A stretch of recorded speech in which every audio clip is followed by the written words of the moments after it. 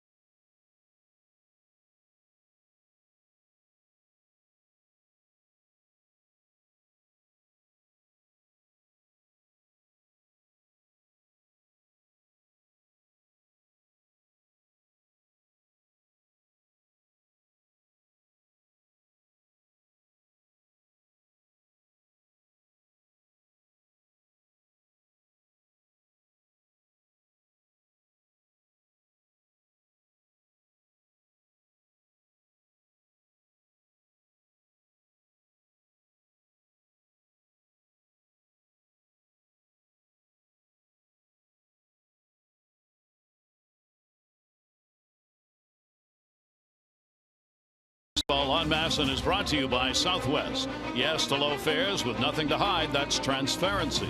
And by Ocean City.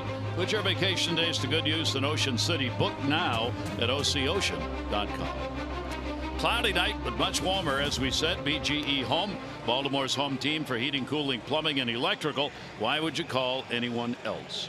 Temperature at 66 degrees, cloudy skies, little breeze blowing out towards left field. Starting lineup for Tampa Bay with the right-hander on the mound. Dickerson, Kiermaier back at the top. Longoria, Miller, Souza, Morrison, Beckham, Peterson, and Norris.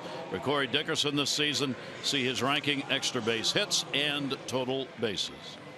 So they get to face Dylan Bundy. They're keys to the game. Well, I actually originally put down magnificent, but beyond expectations.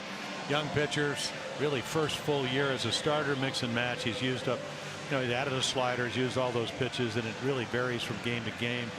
But against the Rays, had a couple of starts last year, and they were not what he would like. Then again, inexperienced, 10 innings, 14 hits, 5 home runs.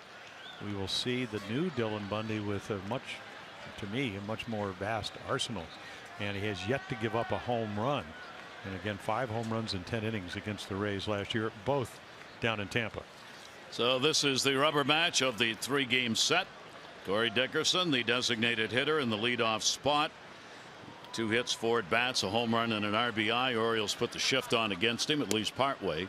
And the off-speed delivery, which we'll see a lot of in that 80-mile to 88-mile-an-hour range, is in there by Bundy. Dylan, when he's been on the mound, the team is 3-1. He is 3-1, a decision in all of the starts. He comes in among the leaders in ERA in the American League, up among the top 5. Dylan Bundy, his appearance against the Rays, Jim said the 0-1, and this is going to be the 4th career appearance and his 3rd start against them. 1 ball, 1 strike delivery on the way to Dickerson. He'll go after that and foul it back. Yeah, and again, the velocity maybe not what it was last year. Wasn't that way in spring training, but usually as the game progresses, he'll get to 92, 93. That's kind of maybe a mile or 2 faster than the average fastball. Every once in a while 94, but the slider and the changeup and the curveball, a lot of options, much more so than in 2016. Dickerson, the 1-2 delivery to him, and that is going to be up high. Dickerson, after his first hit off Bundy, he is 0 for 4 in the only times that he has faced him. Well, he led off the first game of the series. Ubaldo Jimenez threw strike 1 and then 3 balls, and he smoked one. Now the full shift employed with a 2-2 count. He'll go after it, right field, and it's going to take a hop and fall in. That ball had some movement on it. Thought he was going to catch it, Smith did, and then it took a hop in front. Yeah, a little top spin. Kim, Jones, and Smith. Jonesy with 4 gold gloves in center. Machado, the platinum gold glove, and another one. And Flaherty instead of Hardy tonight. Schoop, Davis, and then Wellington, Castillo behind the plate. Started the first game and then back in game 3 of this 3-game series. Flaherty making his 2nd start for JJ on the right. JJ out of the lineup, first time since April 15 in Toronto, which coincides with the game that Flaherty started there. Here is Kiermaier, and he will take the pitch for a ball. Kevin Kiermaier trying to get out of a little 0 for he is in right now with that 0 for 10 in this series. Runner on at first base. Longoria waiting on deck. These 2 at the top have been among the leaders in hits, RBIs, extra base hits. Dickerson and Kiermaier, and a big swing at 91. Yeah, it's funny. I mean, Kiermaier has never really led off well. Here's a good fastball, probably getting up there, into the 90. You can see 91 first couple of fastballs, and then of course the pitch that Dickerson hit was the 3rd slider. He hadn't thrown a good one as of yet, but we're obviously early in this game. 1-1 delivery taken down low. Even beyond the 0 for 10 Kiermaier's in, he's got an 0 for 14 overall that he is trying to work out of. Their center fielder, who has struggled against Oriole pitching, just a .212 career average against the Orioles for a real good hitter in Kiermaier. Runner at first base. Dickerson, not a big lead over there with Davis holding. On the grass at third, Machado in the dirt, blocked. Castillo able to hold it in front of him, keeps it, and holds the runner at first base. The count's 3-1. You know, we talk about more options here in 2017 for Dylan Bundy, but at the end of the day, when you start, you really don't know, especially early in the game, which ones are going to be working. So while it's nice to have 4 pitches to choose from, a lot of times you just have to kind of, especially as you get more experience, decide what you want to do early. 3-1 delivery on the way, and that'll be put into the seats and out of play. Well, this Tampa Bay team, they've struck out a lot this year. They've struck out more than any other team in the American League. Yet they're second in walks. Kind of convoluted numbers in that regard. Well, that has a lot to do with the Oriole pitching staff. What, 14 walks the last 2 nights? Yeah. So 3-2 count. Runner at first. Going. Wow. Chopper down to first will be foul. So putting him in motion, Kevin Cash, their skipper, as he was prone to do in the 2-0 win last night, had Dickerson on the move. Well, again, you know, you got a guy that's thrown a lot of strikes. You know, yet to throw a home run. So again, you assume he's going to be in the strike zone. If you do start the runner, somebody's got to cover second base. You might open up a hole. And in a lot of cases, and you know, Dickerson's dropped to what, about 20 pounds. He looks a lot lighter than last year. So again, you know, maybe get the first and third. Only 4 walks surrendered by Bundy on the year. 3-2 delivery on the way, and a ground ball. Davis, nice backhand stop. There's one. Quick relay over to first. Not in time. Bundy getting over there to cover, but not enough time to pull that one off. Flaherty taking the throw at second base. You know, you always do it in spring training for pretty much the first month of the year. And, you know, Chris Davis had a great night fielding last night. Look how quickly it is. He clears the runner by taking a step to his left. And, you know, it's basically, as a pitcher, what you're trying to practice. Can I get over there? Can I find the bag? Can I receive the throw? But KIERMAIER's not running in spring training. He's just too quick. Yeah, he's fast. Tough to double up on. Evan Longoria with 1 down and the runner on at first base. Longoria in the series just a 1 for 6. He has picked up walks, however, in this series. And the throw over. KIERMAIER is always a threat to go. Dylan Bundy, base stealers, 1 for 3 against Dylan so far in the season. KIERMAIER has had 4 stolen bases, 5 chances. Steps off an average lead, and Longoria takes the pitch up high, 1-0. Well, still pitching at 89 to 91, and that's a little bit lower than normal. You know, coming off a game and regular rest, 108 pitches. Pitched 7 innings, actually went out to try to at least get an out or so in the 8th. Couldn't do it. That one will bounce in the dirt. Castillo able to get the glove on it and hold it. Lifetime here at home for the Orioles starter. He is 7-3 here at Camden Yards. Has a very good 2.65 ERA. He's had 10 starts here previously and pitched in 22 games. His ERA is 2 runs better at home than on the road in his career. And right now struggling, trying to find the strike zone a little as he falls behind 3-0. Well, what he's trying to do is try to establish all 4 pitches in the first inning, and I always found that pretty hard to do. But again, maybe doesn't have a lot of confidence at 89-91 with the fastball, and he's been able to, in his 4 previous starts, be able to throw the good slider. There's a fastball pretty much down the middle at 90. But you know, I looked at Longoria. You mentioned the 3 walks, Gary. He came in swinging the bat pretty well. He just has not gotten a lot of pitches to hit, because when you do, we kept throwing you that number, 35 lifetime home runs, 20 here against the Orioles at Camden Yards. He doesn't miss too many fastballs in the middle of the plate.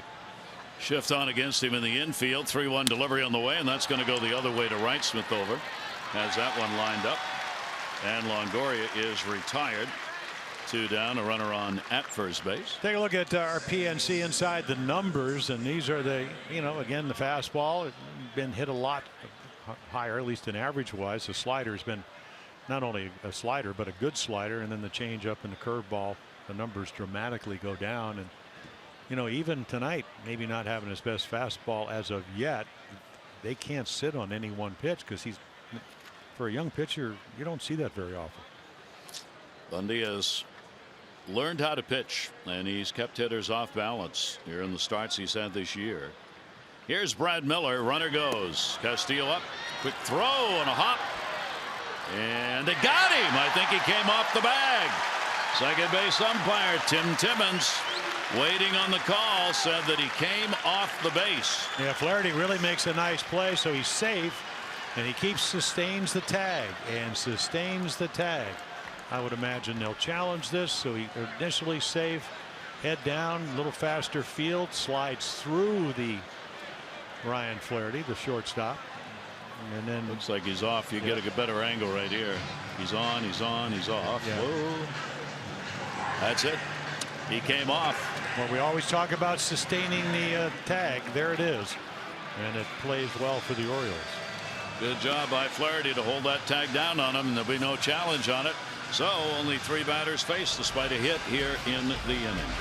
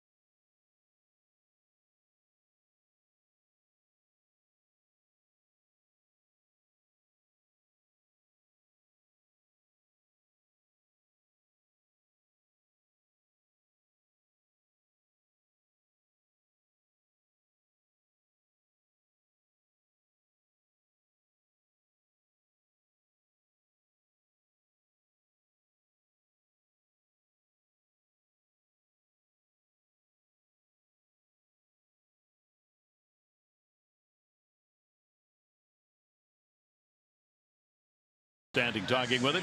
Here's the Orioles lineup brought to you by Southwest. Yes to low fares with nothing to hide. That's transparency. Smith, Jones, and Machado. Davis, Trumbo, and Castillo. Kim, Schoop, and Ryan. Jonathan Schoop against the Rays. Some big extra base hits. 10 of the double, 6 home runs. Yeah, so Alex Cobb, well, he's back. He's 29 years old, comes out of Boston, lives in Vero Beach, but back on the hill after Tommy John surgery. Dominates the Orioles. Maybe again before the Tommy John. 4-1, 183. Quick study. He gets to watch the first 2 games. Smith goes after it. He's got a base hit. That one was up there in a hit me stance. And first pitch single. Smith is on. Well, that's one of my keys to the game. You know, if you watched last night, there weren't too many of these type of pitches to hit. Check this out. 91, belt high to a fastball hitter. Now, it doesn't mean he's going to get a hit, but he's going to have a good swing, and he crisply hits it into right center field to start hopefully the hit parade for the Orioles. They only got 2 last night. See the averages here, righty lefty averages really high both ways. Well, for him especially, Gary. I mean, he used to throw over 30, almost 35% of the fork ball, change up, has a curve ball. Velocity's been all right, but command maybe not as good as he would like. Adam Jones stands in. Adam goes after the first pitch, puts that one back and into the seats. Adam has had a good series against Tampa Bay. His homestand, the home run, 4 RBIs, and he is 6 for 23 lifetime off Cobb. They will move the infield around here, so you're going to have a second baseman Brad Miller on the shortstop side if there's a ground ball to the shortstop or the third baseman, with a very tough pivot move at second base if that should happen. There's the 0-1 delivery on the way and a breaking ball to Adam that he will take outside. 1 ball, 1 strikeout. Cobb is 29 years old. His career record 37 and 27. One of the high ground ball to fly ball ratios, 6th among active pitchers who've had 75 career starts or more. Yeah, that's what the split finger fastball. It hasn't been good. I talked to everybody, whether Brian Anderson, who a former pitcher who broadcast for him. Jones will take it, a strike.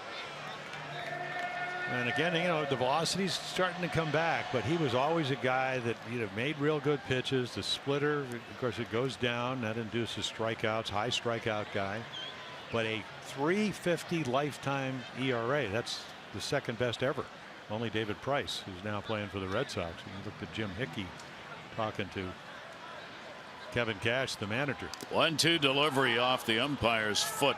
Somehow he fouled that one off. That one hurt. And Will Little will take a little walk here.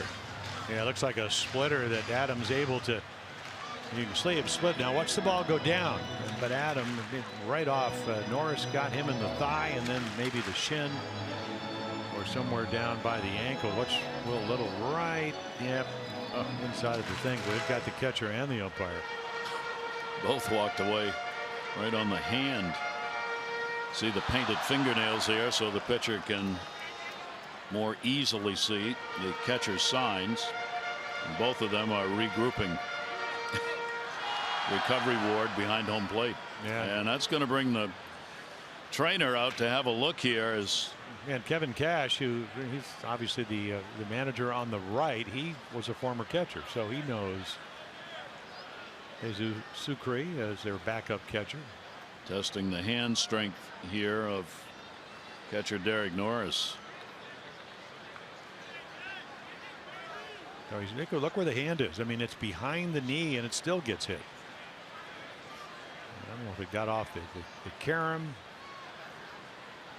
He wants to throw the ball back here. Says he's okay. So Adam will stand back in. Adam Jones, a 1-ball 2-strike count. There you see Wellington Castillo got the polish on. Catchers have used that now for a number of years, so the pitcher can better see what the signs are. Yeah, in my day it used to be white tape. Yep. Just so you could see it. I mean, new lights here, LED lights at Camden Yards, and it's fluorescent. Yeah. Now in Cobb in his last game, he ends up losing to the Astros, but Jose Altuve, he picked him off twice. Once in the 4th inning. You would think he might have learned his lesson, then got him in the 5th. Kind of good news, bad news. Bad news he got on. Good news he picked him off twice. Yeah. See those numbers against the Orioles. But again, it's before the Tommy John. That one he puts a 9-iron on. It'll be handled in left field. Peterson coming on to get it. And Jones is retired. Yeah, take a look at their defense, and it's a pretty fleet outfield. Peterson, some good efforts. Kiermaier won the Gold Glove the last 2 years. Souza Jr. and tried to haul him in over the fences. He's been red hot with the bat. Longoria, a couple Gold Gloves. Beckham, 1 error in almost 100 chances. Miller, Morrison, and then Derek Norris, the veteran, behind the plate. Shift will stay on in the infield with Manny coming up, looking for his first hit in the series with the 0 for 6. He hasn't had much better success against Cobb, 1 for 15, but the 1 hit is a home run. Outfield again, very, very deep. Smith on at first base, not a big lead, and the pitch will be up and in. This outfield for Tampa Bay is played uniformly as deep an outfield as we've seen early on. Even Kiermaier, with that great speed in center, goes way back. Obviously much more willing to come in on balls in front than go back on those over his head. And in right field, Souza plays a very deep gap. That pitch is going to be up high as well. 2-0. Yeah, the other thing is, we talked about, the splitter was a ground ball strikeout pitch. And the other thing it did, it kept the ball in the ballpark. The Orioles hit home runs when they're going to hit and hit well. Saw that on Tuesday night or Monday night, like that. And this year he's almost 2 home runs every 9 innings, and that's up dramatically from before the Tommy John surgery. 2-0 delivery on the way. Well, when you lose that splitter changeup that gets so many ground balls and don't have the feel for it back yet, yeah, I mean, look at that right there, 524. And that's the kind of pitch that he has a good curveball, but it's never been a high percentage as far as throwing it over for strikes. And it's all about the feel. He wants that pitch back, that splitter, but it just has not come back yet. And the pitch will be in there for a strike. Machado taking all the way, and the count will go to 3-1. And you kind of wonder if it's not arm speed. You know, he did throw 92, 93, so the velocity close to getting back. But again, the splitter, you just split your fingers and it tumbles out, but you still have to throw it. And you got to have good arm speed to do that. Manny on yeah, there it is. one he wanted to tie up right there, right straight back. That actually jammed him because it floated in. But that was a hanging splitter out over the plate. This game might be 2-0. That's why he doesn't throw it very often anymore, because it does tend to hang up there. And again, as Jim said, it's one of those things, course of the game, he'll see how he feels and what he's got. But in the starts he's had so far this year, 4 of them, he has not been able to go back to that splitter and rely on it. 3 ball, 2 strike count. Runner not going at first. Manny hit hard. That's going to be a base hit into left field. That one on a line shot. And Machado gets his first hit of the series. 2 on, 1 out. Well, that's another hanging splitter at 85. So it says it really does have a little Dion sign that says hit me. And his ball just massaged. Beckham, who's really been playing well at short, can't get to it. The Orioles get a chance to get on early. Hickey out to talk to him. Well, again, you know, and Jim Hickey's done a terrific job. He's coming, hey, you got other pitches. You know, you got other ways to get guys out. Oh, Chris Davis coming up for the Orioles. Neither team's been very good with runners in scoring position in this series, as the Orioles have had an 0 for 10 in the first 2 games. And Tampa Bay's gone just 2 for 14. So there have been some runners, a few runners left on. The fact is the pitching's been outstanding. Shift, double play depth, 1 away. Chris will take the off-speed pitch for a strike. Yeah, that's a good curveball. You know, the good ones out of your hand, you think it's going to be a fastball, and then it just kind of just spin. You don't see it. Maybe Jim Hickey said, hey, use your hook, and he just did. 2 for 16 lifetime. Chris Davis off of Alex Cobb. 0-1 count, and the breaking ball again is going to be in there for a strike. Same speed, and Chris behind on the count now, 0-2. Here you see the shift StatCast brought to you by Amazon Web Services. Manny and Seth are the base runners. Well, now we know why Hickey was out there for about 10 seconds. Hook him. Yeah. Get rid of that splitter. See what he shows here. Fastball way inside to back him off. 1-2. Yeah, almost threw it so far inside he almost hit him. But it does set up the curveball just off the outside corner, and you're in that count where you don't have to still throw it for a strike. Little dodgeball right here, and almost got the front beam. 1-2. Cobb's delivery. Chris Davis goes after it at 80 miles an hour, so he's upped at 1 mile an hour on each of the 3 off-speed pitches to Chris. Well, you're always looking at film if you're a hitting instructor, if you're a hitter, and I mean, if you're hot, you don't even worry about anything. Same with pitching. Just go out there, pitch, hit, whatever. But Scott Coolbaugh, the Oriole hitting instructor, said, Chris, maybe just move up. Left foot, maybe try to get it closer to the white line. That's the one closest to home plate.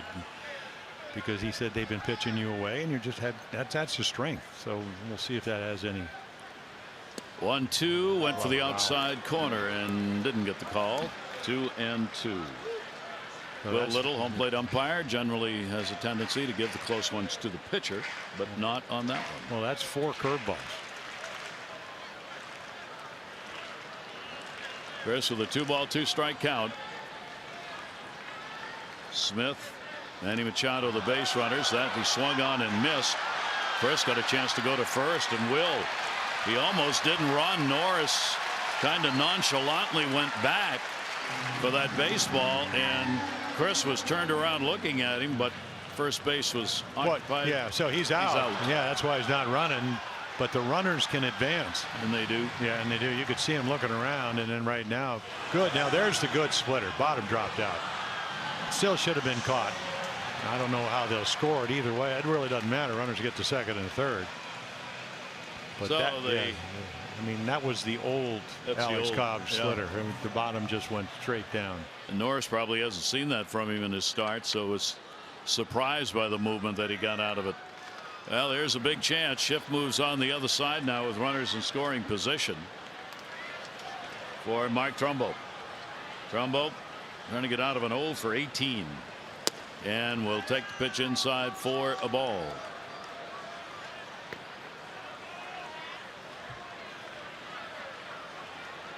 One 0 count. The Orioles are looking for one of those big hits that have eluded them here in this homestand in these situations. Trumbo takes the breaking ball on the outside corner for a strike. Yeah, I mean, not only was it a curveball, it was a perfectly thrown curveball. And again, when you're hitting well, which he's not, talking about Mark Trumbo, you don't really care. You don't want to swing at that pitch anyway. That's a pitcher's pitch. You have 2 opportunities to hopefully get a better pitch to hit, and we'll see if he does. 1-1 delivery on the way in the dirt. Bounced. Good stop made by Norris, holding the runners. That was caught a wild pitch, by the way, on Cobb, his second of the year, moving the runners up to second and third, but there are 2 down. 4 for 10 for Trumbo against Cobb. Career wise, Mark trying to find that power back. Opening day, the home run that he picked up, and has not been able to find one since. Showalter saying it'll come, and Mark hopes it's right now. 2 ball, 1 strike count. Trumbo on a grounder fouls, kept that one down and in. Well, I thought Buck made an interesting point. He said when you have guys that can impact the game like Mark Trumbo, Chris Davis, I mean, the Orioles have a bunch of them, Machado, Jones, I mean, all of them, very, very good lineup. He said he understands, even though he was kind of a contact hitter when he was trying to get to the major leagues as an outfielder. He said their frustration when they don't do what they want to do. But I think they all know that that's part of the game. Mark driving a bat down after an out last night's game, just frustrated with it. Pops that one up in the air to left field. Peterson, or no, center fielder KIERMAIER will come over and put it away. So the Orioles can't find that big hit. They leave 2 in scoring position. No score.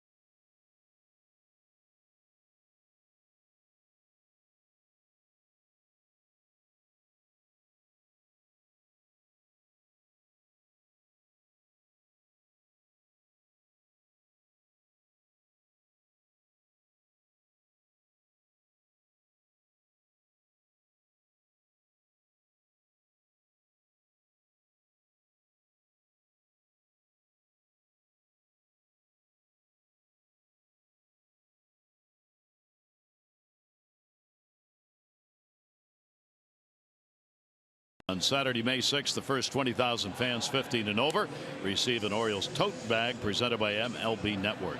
On Sunday, May 7th, the kids 4 to 14 run the bases presented by Wise Markets. For tickets, go to Orioles.com or 888-848-BIRD. Some of the youngsters on hand and appropriately dressed, I might add, for the young lady with the ruffle pants and the colorful socks and sneakers. And how about that do? Yep. Get the big bow going on that one and the bird on the cheek. Brad Miller, Souza, then Morrison will be due up. Dylan Bundy's first delivery will be up high. Second baseman's got a 2 for 5 with a homer off Bundy. Miller in that cleanup spot with the power. Home runs from last year. A ton of them. That one's going to miss, and Bundy will fall behind on him 2-0. Yeah, the control, and again, it's only the second, maybe not where he wants it as far as being able to locate, get ahead. Then you can use all 4 of your pitches. Takes that inside, 3-0. But it may be one of those nights where he's not going to have, you know, the plus fastball, the 92 to 94. 3-0 count. See if he takes. He does. Here at home, Bundy has been particularly tough. ERA that is under 1, .64 in his home games this year, tied for 5th in home ERA in the American League. Pitch will be put up in the air to center field. Jones back. Adams got room and puts it away. Miller is retired. Take a look at our Maryland Live Casino inside the numbers. Well, Chris Tillman won 16 games last year, added a slider, cutter, whatever you want to call it. I look at Dylan. He said it's more like a slider. You can call it a cutter, whatever. But look what he's been able to do. And not only, and like, you know, the first game he threw maybe 31 of them against Toronto and baffled him. So they weren't just sliders. They were sliders that guys swing and miss. And that is a very high percentage. And when you get over 50%, that tells me that slider's not lingering in the hitting area very long. 1 down. First ball hitting, popped up in the air right side. Orioles are playing him the other way. Scope's going out and wants it. Came all the way over, and Souza is retired. He had been shifted. Scope had to the shortstop side of the bag. Yeah, well, you get a guy that got 3 hits, American League Player of the Year. What do? You make a quality pitch. This is what Dylan does, and you get him to put the ball in play early. 1 pitch, 1 out. You like that. That'll bring up Logan Morrison. Speaking of Chris Tillman, scheduled to pitch single-A Frederick on Thursday against Potomac. The Orioles don't need that 5th starter until a Tuesday, and Tillman would be eligible if all goes well. Pitch, and that one's going to be inside. Morrison's had a 1 for 5 in the series, and that's the same number he's got against Bundy. There's Chris on the right, Wade Miley on the left. And Chris anxious to get back, and right now on schedule as had been originally planned. 2 down. Shift on against Morrison. Logan Morrison will take it. Pulled the arms up, but it was in there on the inside corner. Yeah, and one of those hits, a home run. Again. In fact, his first major league start was in Tampa. He gave up a 3-run home run back on July 15th. And then one later back in September where he gave up a couple of home runs. 1 ball, 1 strike delivery by Bundy. At 74, a fastball swing, an off-speed count. You know, we talked about Cobb maybe not having a good splitter, but even when you throw this big curveball at 74, you still have to arm speed to get your hand on top of it out in front. And that's not only a curveball, that is a really good curveball, and that's why the batting average we showed you, what, about 133, that low. 1-2 delivery on the way, and got him over the top on that one too. So Bundy retires the side in order. He's only faced 6 through the first 2. Orioles will have Castillo coming up.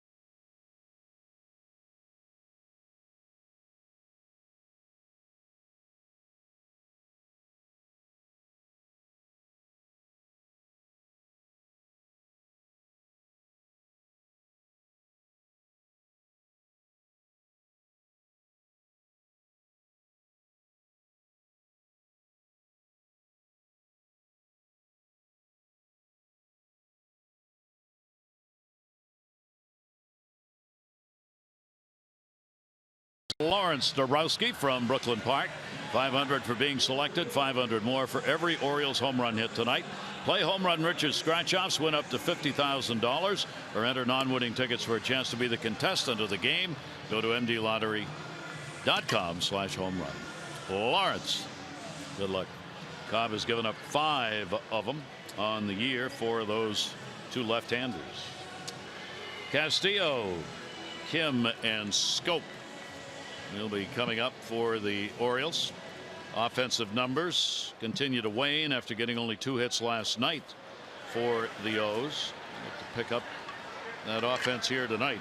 They are 11th in average, 11th in runs, tied for 3rd in home runs in the American League. Tampa Bay has had the better of it in the numbers in that department. 5th in average, 5th in runs, and they are tied for 5th in home runs. 0-1 count. Castillo 1 for 4 in the series. Wellington with a shift on, and he'll take that pitch that'll be a little bit outside. 1-1. Castillo has now thrown out 5 of 14, with KIERMAIER being caught in that first inning. He's gotten the job done. KIERMAIER showing the signs in the front of the uniform of the slide. Yeah, vigorous slide. Vigorous. Right through the bag. 1-1 delivery on the way, and that will be fouled away. Well, we were talking on the air last night about again, Castillo has really done a great job. Didn't realize how good a defensive catcher he was, and I told him the fact during the rain delay we showed that film of him in San Isidro, Dominican, and it was a wonderful thing. And I said, I want to know about the little kid hitting in the background. He said he's actually at the academy down there now, trying to be a major league player or getting signed by one of the teams. 1-2 delivery on the way. There's a splitter. I want to know if he's swung. Well, just in case. No, just trying to get out of the way. And there's a splitter, and again, it's just if you get on top of it, which he did on a couple of occasions, it's pretty good. That one just stays inside. But I said, so where'd you learn to catch? He said, I was an infielder.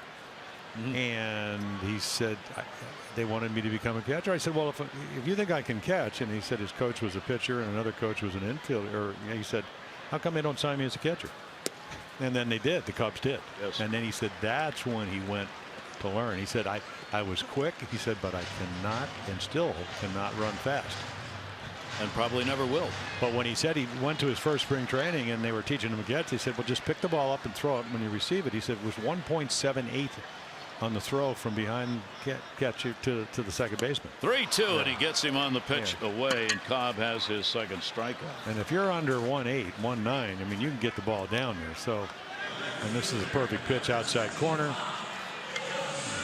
Wellington 14 home runs last year, still hadn't hit a home run, but that's a nice little pitch right on the black. And him looking inside as the body language of the hitter tells you, leaning away and then trying to reach out and put the bat on it. So Castillo retired on the strikeout. That's strikeout number 2 for Cobb. Here is Kim, 1 for 5 home run and an RBI in this series. Kim getting back into the starting lineup with the right-handers. He may not be in for very long, though. Orioles expect to see 4 left-handers in the next 6 games that they play.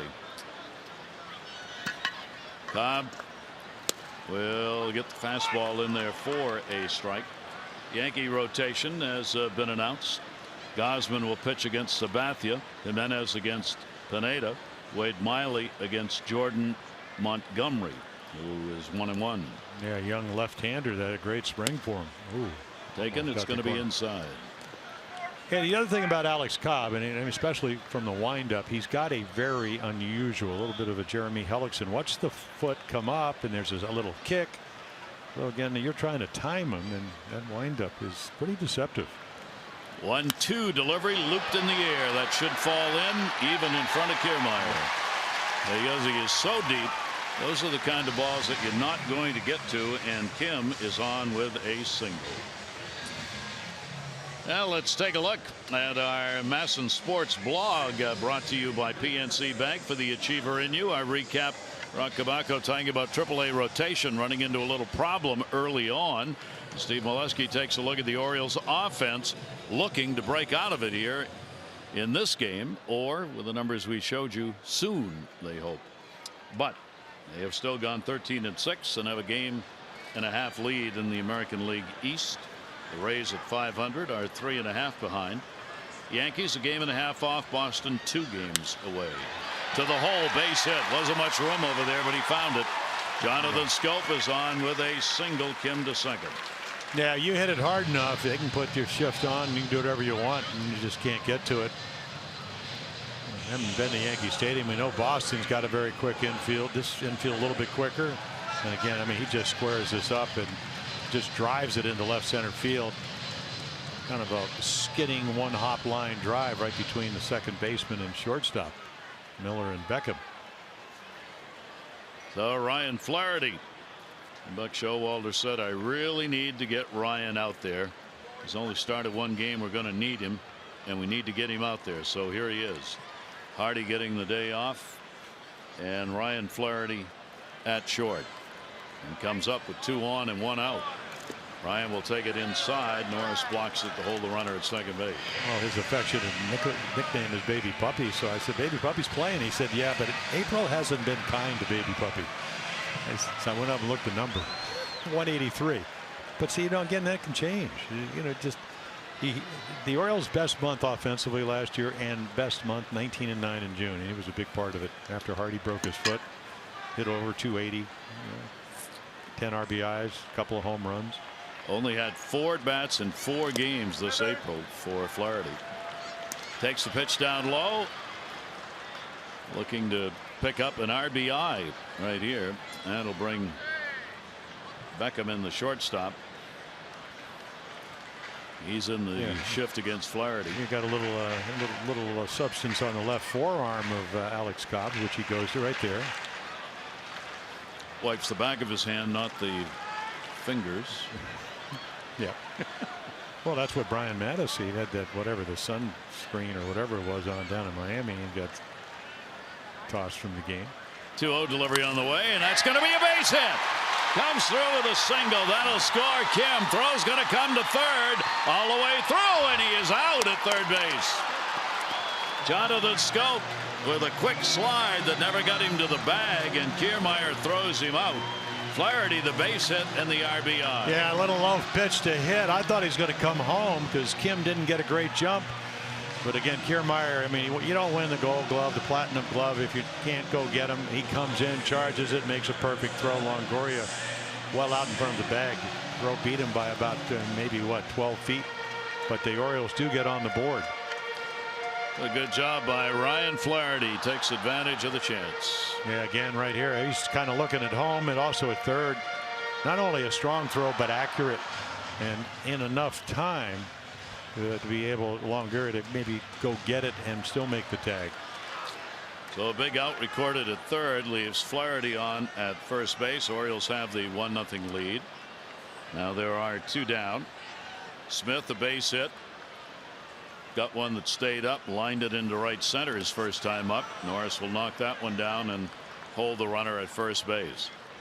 So the Orioles, a couple of hits in the first inning, and they have picked up 3 hits here. So already well above the 2 total they had in 9 innings in last night's ball game. Cobb has given up, coming into the game, 30 hits in 24 innings. Yeah, and again, you know, there's some substance on that forearm, and I guess the Orioles don't really care if they keep getting hits. But already, what, 5 hits? Yep. So keep doing whatever you're doing.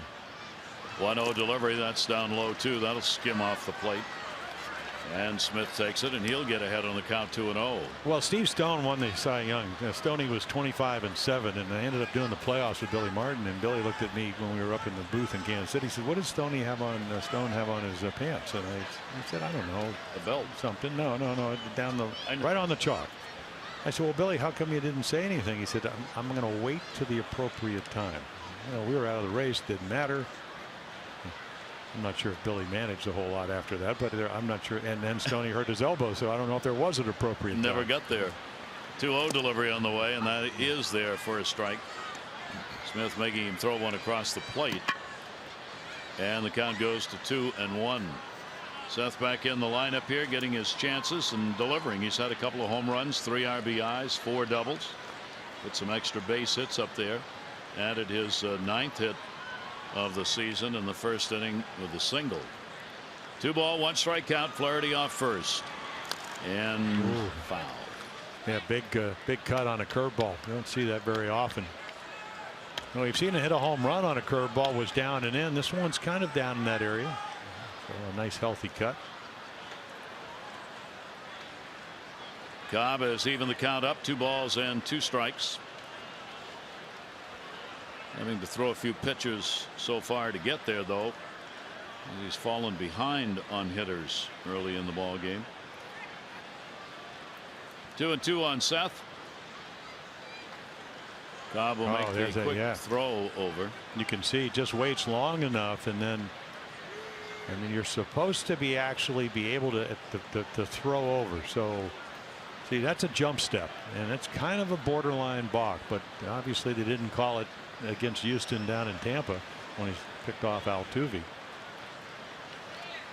But again, when you do the jump step, the right foot comes off the rubber, which it has to do, and then he's very quick to first. So the lead will be cut down. 2-2, runner goes, and the ball in the air, left center. Kiermaier over, can't get it. Flaherty to third. Throw's going to come there, and right through the runner. Flaherty's going to try to go back to third. It hits him, and he'll score. Over to third base, maybe another run coming all the way around. Throw's going to come to the plate, and the tag not in time. How about that? The speed of Seth Smith all the way around on a confounding play where the throw was coming to third and the defenseman was trying to get to the bag running with the runner. And it's awfully good coaching by Bobby Dickerson. So Kiermaier's going to get to it, can't get it in the air. He already threw out Schoop. So the throw gets by. What does Cobb do? He does what he's supposed to. He backs it up, but then he throws. No play. Caroms off the shoulder of Flaherty. There's your second run, and here's Bobby Dickerson sending Smith. Made him make a perfect throw. Now they saw Peterson throw the other night. Watch him come into the picture right here. He doesn't have a good arm and makes a horrible throw. And then nice slide for the third run. Well, there's a way to get around the bases. And the Orioles have a 3-0 lead. Here is Adam Jones.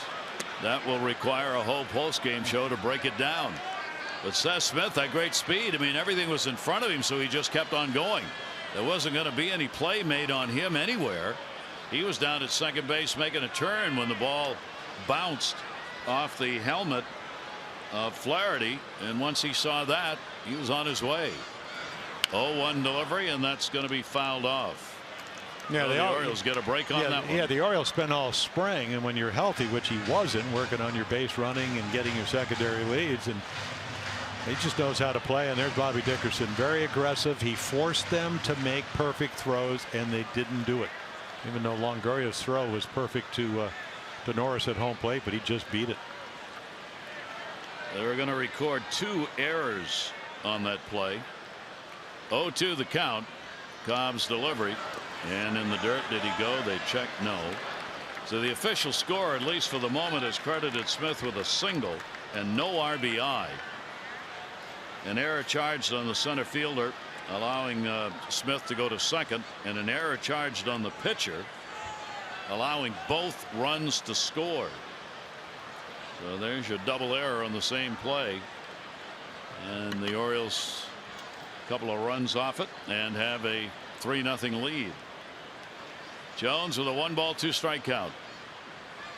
They move out of the shift against him here, and the pitch will be away by Cobb.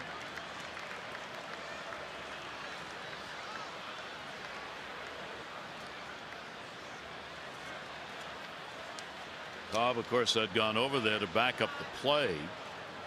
He made the throw that bounced off Flaherty, and both runs came in. Off the mound into center field for a base hit. So Adam Jones works out a single and keeps this second inning alive. Yeah, I mean, this is the Adam Jones we saw on Monday night when he took the slider from Archer, took it to left field, took a fastball to right. You know, a lot of times you got to subjugate your ego, take what they give you. It was a good curveball, hit it right back up the middle where nobody's playing.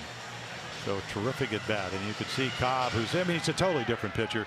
You know, they have great notes for Tampa Bay, and they talked about, you know, how the fastball percentage has gone up, curveball percentage has gone up, splitter percentage has gone down almost 11% because he just doesn't have the same kind of arm speed that he had before the Tommy John surgery. Orioles have had 5 hits here in the second inning, and Manny Machado had a single his first time up. That one goes into the seats. A runner on with 2 down as the Orioles put together what they needed to do here in the second inning, and aggressive work on the base paths. What really made that play is the fact that the shift had been on, so when Flaherty turned at second, there was nobody covering third base, and they were trying to get somebody over there, and so when the throw was made from the outfield, there wasn't anybody on the bag, and both the runner and the defender were trying to get to the base. Yeah, and KIERMAIER had already thrown out Schoop. He wanted to do it again, and of course Flaherty runs a little bit better. The ball went by everybody, and that will skim off the plate again, down low. And I went through arm problems, and you know, it's great that that Alex Cobb is back, and you know, you certainly wish him well, but again, sometimes it just takes a while, and especially when, you know, he's always been a terrific, I mean, if he stays healthy, he was one of the tougher guys to hit in the American League, but this splitter, the good splitter, was such an important part of it, and he's searching for it. 1 ball, 1 strike count. Came back, made 5 starts last year after the Tommy John. Makes the quick throw over, and he's trying to pick off Adams so he doesn't have to face Manny. Last year in the starts he made, he went 1-2 in 5 starts. His ERA was 8.5. Gave up 32 hits in 22 innings. So when he came back at the end of last season, just trying to get some games in, it didn't work. 1 ball, 1 strike. Runner not going, grounded hard to third base. Longoria will knock it down, go to second. Miller there for the play. But the Orioles have a big inning, a couple of errors helping out, and the Orioles now 3-0.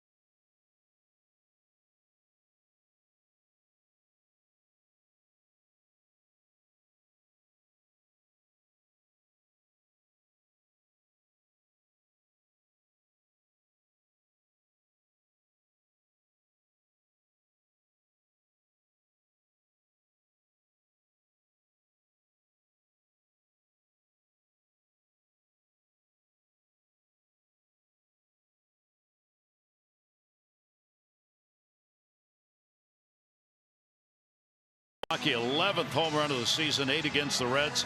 That ties the most any player has ever hit against a team in a calendar month in Major League history. Unfortunately today, Thames came out of the lineup with an injury in the top of the 8th inning. Trey Turner, Washington cycle, drove in 7, the 8th player in Major League history to drive in 7 or more when hitting for the cycle. And Marcus Stroman last night had never had a Major League hit. 11th inning, Toronto was out of players. They sent him to the plate. He got a double and would score the game-winning run on an error. And Josh Donaldson today went to John Gibbons and said, please put him in at third base. And the pitch, a strike on the outside corner. Well, Russell Martin played third, who catches normally. I had a little talk with John Gibbons. I said, boy, you can motivate him. You had guys diving over. Chris Coughlin jumped over Molina to do, I mean, really a backflip to score. 0-1 delivery by Bundy, and that one's going to be away. Well, what is 11-inning ball game, the National League baseball game, where you kind of run out of players. So plus Stroman, the fact they got in at 6 o'clock in the morning. Toronto got into St. Louis at 6 in the morning and had the game that night, and they ran out of players going into the 11th inning. John said First thing I heard when we got to the hotel was one of the players saying, "Can you imagine if we had to play extra innings tonight?" Ball hit in the air to left field. Pretty good wood on that one. Back of the wall, and there's the first home run off Dylan Bundy this year. As Beckham connects, picks up his second RBI of this series, and Tampa Bay's on the board 3-1. Yeah, as we noted, the stuff maybe not as crisp as normal, so he's going to have to use his other pitches. And again, Tim Beckham. Take a look right here. Your pitch cast right here. I mean, inside fastball at 88, and we haven't seen 88 unless it's a changeup. So this is a hittable fastball to a young guy that's been hot. Last night he drove in the first run on a hit and run. So very hittable pitch, and he doesn't miss it. And that one's going to be ladled to right field. Smith right there though, and he will put it away. And Peterson going after the first pitch is retired. An impressive lineup of luxurious single game suites available to accommodate your group between 14 to 75. Take your event to the next level with a full VIP treatment here at the ballpark. Go to Orioles.com/suites for information. Yeah, you got to be a little concerned, only the fact that we just don't see velocity this low. So hopefully there's no injury. Dylan, the way he's been pitching, he wants to stay out there. But when the velocity's down, hopefully it's just maybe because he's pitched so well in so many innings so early. Derek Norris batting in the 9 spot. No hits in the series. He's gone 0 for 6. Shift on in the infield for the Rays. Their second hit, the home run by Beckham. The 1-0 delivery, and that will be on the corner for a strike. Yeah, but see, even the slider, not everyone. I mean, because he threw a good slider to get out of last inning, struck out Logan Moore. But Roger McDowell, pitching coaches know their guys. Even though this is Roger's first year, and he knows the velocity's down, maybe the slider a little flatter than normal. 1-1 delivery, that'll be there as well. 1-2. But what you noted, Gary, that for a 24-year-old youngster, he does know how to pitch. I was going back and reading when he signed in 2011. Joe Jordan, who's now with the Phillies, was the scouting director, and what they liked about him was the fact that he was a hard worker, industrious, had a great feel for pitching, and it's hard to say that about somebody that's 17, 18. He's a dog. I mean, he's someone who goes out there, bulldog attitude, never wants to come out, wants to have complete games. I mean, he's very old school about thinking about the role of a pitcher in the ball game. 2 ball, 2 strike count here on Norris. Dickerson waiting in the on deck circle. 2-2 delivery. The catcher will take that slider away, and the count is full 3-2. And that's why he's going to try to figure out a way to, maybe get into the middle of this game without his best stuff. Little deep breath on that one.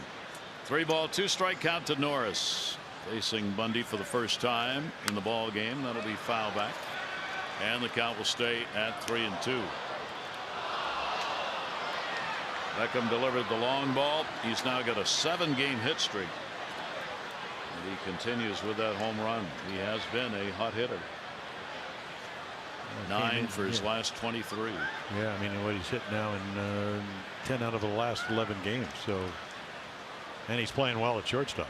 3-2 delivery, and got him as he throttled back to 81 on that one. Well, the challenge is that, can you win without your best stuff? And we're going to see if that's the case. Picks him up. Done that in his first 4 start. Continuing to do it tonight. So it's somewhere, I don't think it's the curveball. It's kind of like the slurve, somewhere in between. And Derek Norris, other than the sacrifice fly, hadn't done much with the bat in this series. So that will bring up the leadoff batter with 2 down. Corey Dickerson, a base hit. He is the DH. 3 hits in the series, 3 for 5, a homer, and an RBI. Dickerson off to the real good start this season. He's one of the bats in the off season. It was talked about that the Rays were going to need to up the average, and he hit 245 last year. They need him to be up there about 20 points higher with some production out of it. He started out that way, at least. Off speed pitch will miss, 2-0. Well, he had home runs. I mean, he was a little bit bigger last year. KIERMAIER waiting on deck, and at the average after hitting .300 in 2 consecutive years for the Rockies. The average went down first year in the American League, so needs to make an adjustment, but he can hit the ball hard. 5 home runs on the season so far. Takes that one the other way. And Kim will get over there and put it away. 1 run, 1 hit, no errors, nobody left. Beckham got the homer. 3-1 O's.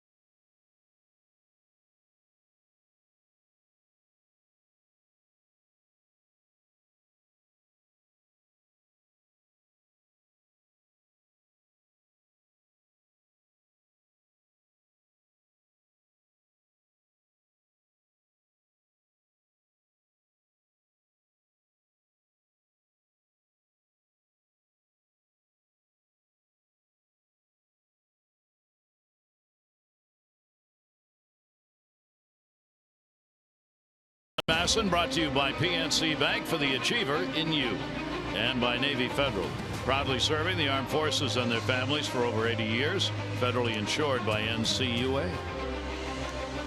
There actually is some clear sky above those clouds. Cherry blossoms out, and it's clearing up here tonight. There you see the sunset on his lips.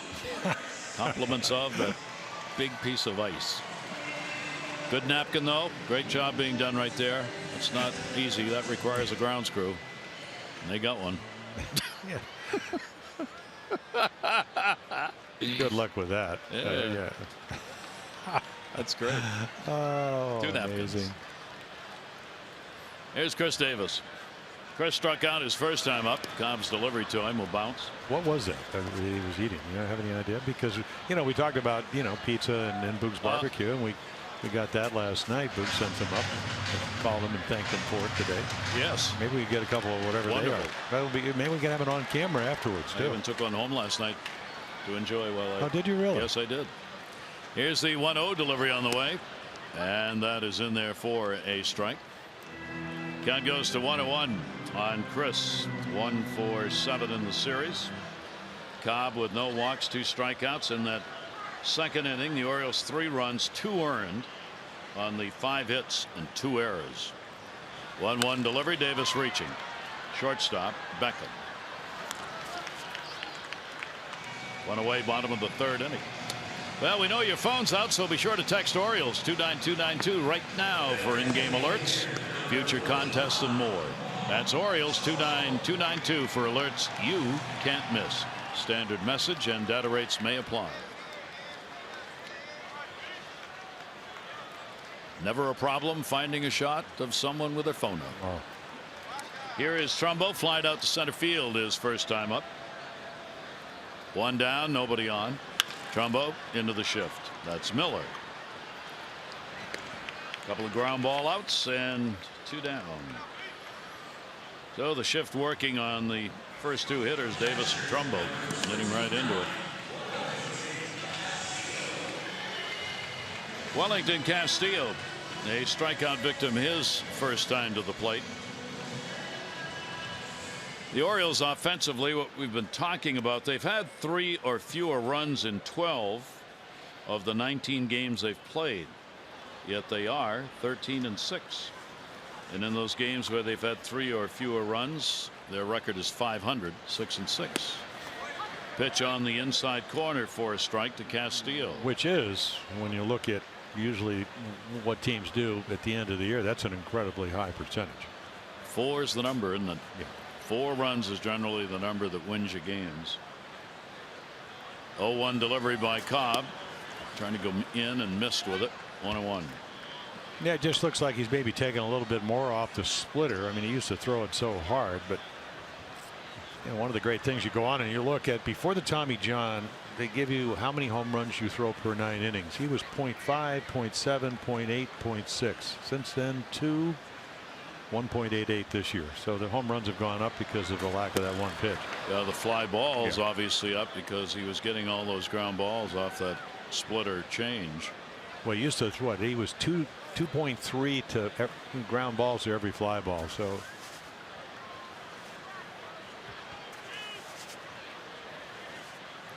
One and 2. No breeze at all at the ballpark right now. Castillo waiting on it, and he is gone. It was held on to for the strikeout. 3rd strikeout picked up by Cobb, and he has his first 1, 2, 3 inning. We completed 3.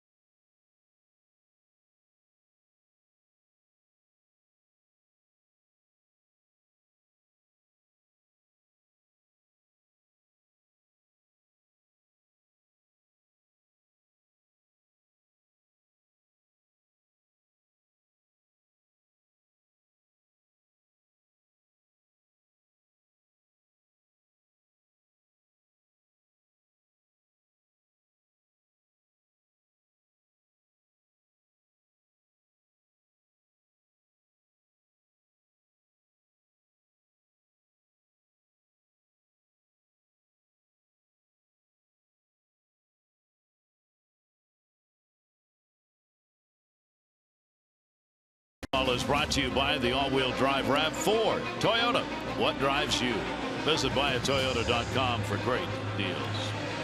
Gary Thorne, Jim Palmer. Beautiful evening here at Camden Yards. Orioles trying to take the series rubber match, and they have the 3-1 edge on the beautiful site here at the ballpark. Orioles out hitting the Rays right now 7-2.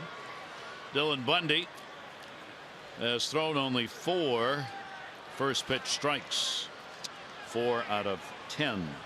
See what he does here with KIERMAIER up. Hit into a fielder's choice his first time up. Machado moves in at 3rd. That's why. Bunted over the screen. He's trying to get bunts down here in this series without a great deal of success. Well, it does bring Manny Machado where he should be, which is way in because of the speed factor. In fact, everybody comes in a step or 2 because of his foot speed. And that's what bunting will do. And that's the fact, if you have speed, it does even when you're not trying to bunt. He'll take that one up high. 1 ball, 1 strike count on KIERMAIER. Longoria and then Miller do up against Dillon, who hasn't walked anybody, has struck out 2, and has given up his first home run of the year to Tim Beckham. That one a little bloop to second base. Jonathan Scope right there to put it away. 1 away, 4th inning. Well, don't miss out on the Junior Orioles Dugout Club. The ace plans are sold out. Limited number of slugger plans remain. Sign up today. Birdland's best value in family entertainment. Memberships are just $25. Tickets to 6 games and a variety of exclusive items. Join at Orioles.com/dugout club. You do not, however, get the ice pop. You will get the napkins. He's holding on to the bottom because it started coming out the bottom of the cone. And so he's got both ends going here at the same time, trying not to lose one single drip of that beautiful bite. Look at that. Put that on YouTube, and when you look up how to knead an ice cone, you'll find him and he'll show you how. 0-2 count in a hurry on Longoria. He flied out to right field his first time up. Longoria's had only 1 hit, 7 at bats in the series. .265 hitter, lifetime against the O's. Bundy got that one in. It's going to go a long way foul. Well, again, he doesn't have his fastball. I'm going to keep saying that. And again, he hung a curveball, and KIERMAIER kind of overswung and popped it up. So he knows that doesn't have his plus stuff. That was a changeup, so that's his 4th pitch. Yanked it foul. That's a nice little number right there. Long time between home runs going back to last year. And then, of course, spring training. I mean, if you've ever gone to a game or watched a game in Sarasota, wind usually blows out. Easy to throw home runs in spring. 0-2 delivery, and he was leaning in. Well, there's 92. There's back to kind of what his norm is. Evan Longoria, the 1-ball 2-strike count. Pretty good battle here. 1-2 delivery to him. In, out. That one will miss at 81. As Longoria started the season out at the plate, trying to find the long ball to help this ball club out. He's had 3 home runs. He's got 12 RBIs. Souza leads 17 of them. In the air into the power alley, very high, playable. Smith. 2 down. Fans, remember, anytime the O's score 4 runs or more, you win a free McDonald's Chicken McNuggets. Download McDonald's app today, available at Baltimore area McDonald's. 2 away, nobody on. Brad Miller flied out to center field his first time up. Hit it pretty well, but especially in this park, you try to pitch as much as you can to center field. 6 balls in the air, recording outs. Dylan Bundy is a fly ball pitcher, which is why, as we've noted, it is a bit surprising he's had the 2-run better ERA at home than on the road. He's just done better pitching here and has not surrendered the long ball. Well, sometimes whether you're 24 or 34, it's about rhythm. And he has such a simple windup, but he's got to figure out, okay, how do I get my hands over my knees? And there's the simplicity. And then how do I get my arm maybe a little quicker out of my glove to make sure I can throw downhill? And when you talk to him, and I did it all last year, he has a pretty good idea of what his windup's all about. And even tonight, doesn't have his best stuff, but somehow he's one-runned him through the first 3 2/3. And Ubaldo always fights it. And got him in the inside corner. So Bundy gets the strikeout. He has a 1, 2, 3, 4th inning. Little argument about it, but this one right on the corner.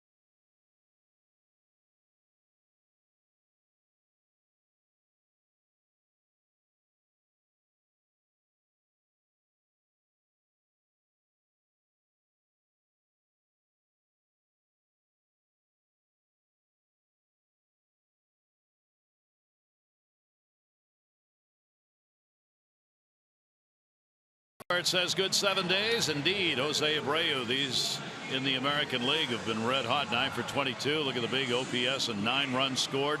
White Sox have been hitting the ball. Jose Altuve in Houston has had 6 for 23 over the last 7. 3 runs, 4 RBIs. Tim Anderson, again, the White Sox, 8 for 25 and 6 runs crossed.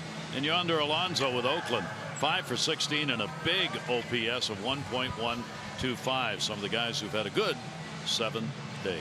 Yeah, don't tell the White Sox they're rebuilding. They were game out. One game behind the Tigers, 10-9, over 500. Real good offense shown by the White Sox, and they beat Kansas City today, I believe, 5-2. So they stayed hot. Orioles have the 3-1 lead here. Alex Cobb working to Kim, who had a base hit, scored. And that pitch is on the inside corner for a strike. Yeah, that base hit triggered the 3-run inning along with some errors and whatever, but he had a pretty good splitter and just kind of served it into left center field for a soft single. Schoop and then Flaherty. Cobb's 0-1 delivery. Kim will take that one. It is down low. So he reaches a magic number with 100 career hits now with that base hit he picked up in the second inning. He's only 1,402 behind Adam Jones. That's all. 1 ball, 1 strike delivery on the way. Fouled away. Pretty good cut. Good friends of the folks who help us here around the press box, Lori and Elaine Elenoff in Pasadena. We want to send our best wishes out, and all of the folks here want to do the same. Our Camden Yards press box facility. Hope you're enjoying the ball game. 1 ball, 2 strike count.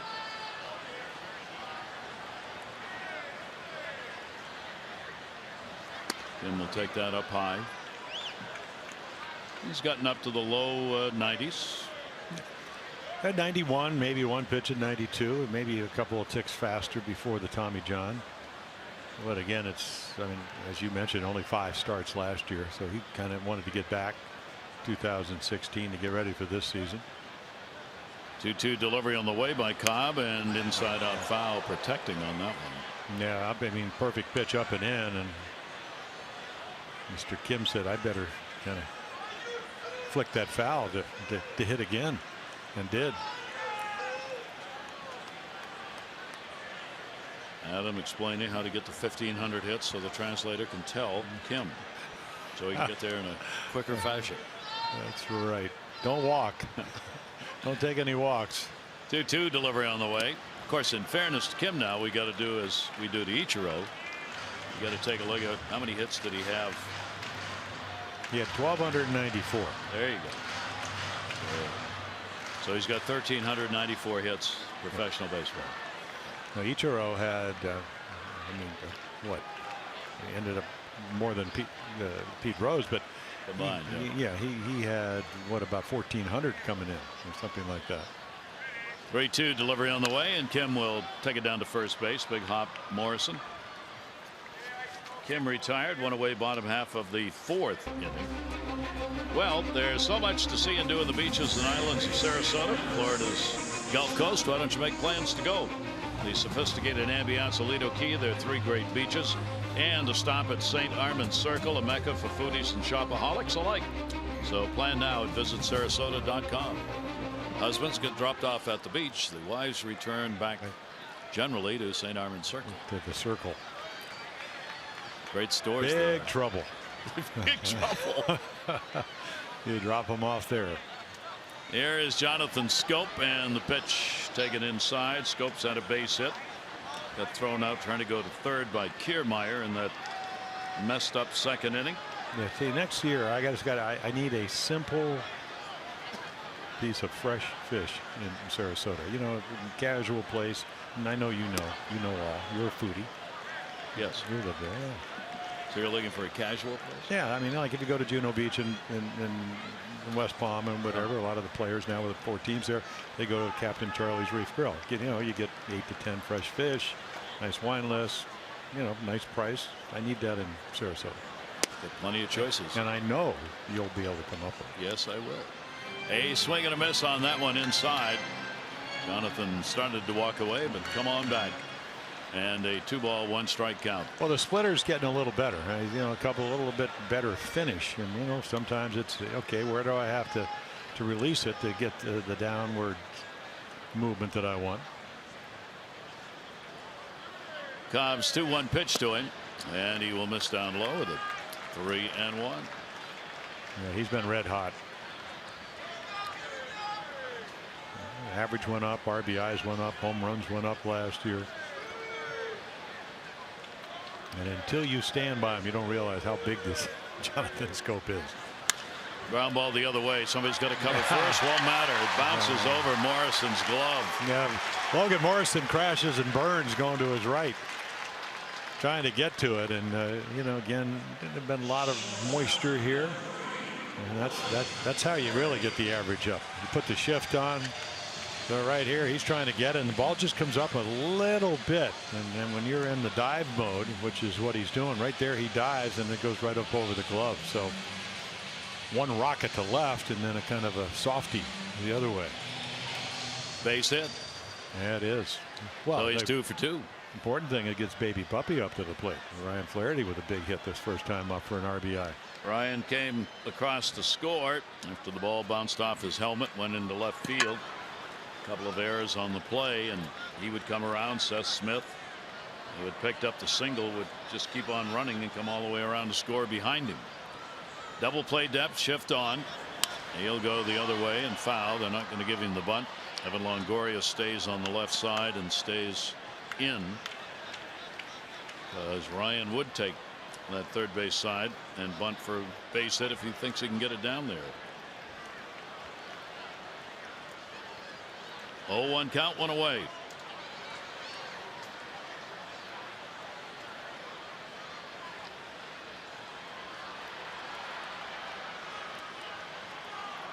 Cobb with the 0-1 pitch to him, and that's going to miss down low. Ryan has now had 3 hits and 8 at-bats against Alex Cobb. Limited times with some pretty good success against him. Yeah, and by giving J.J. Hardy, I mean, obviously the early in the season, you give him tonight off, you give him the off day tomorrow, recharge his battery. Like you said, 4 lefties. So, you know, he'll be facing Sabathia on Friday night. That one to left center. Moving over is KIERMAIER. He's got that one. And back to first base goes Jonathan Schoop. So Flaherty retired. There are 2 away. And Seth Smith. Smith actively involved in this ball game. 2 singles. Run scored. RBI. And that's just in 2 at-bats. He only had 2 hits and 11 at-bats off Cobb coming into the game. He's already equaled that in his first 2 at-bats in this game. They throw the shift on against him with Miller, the second baseman, moving out into the outfield. Jonathan Schoop remains on at first base, held by Morrison. Cobb, the quick look and throw.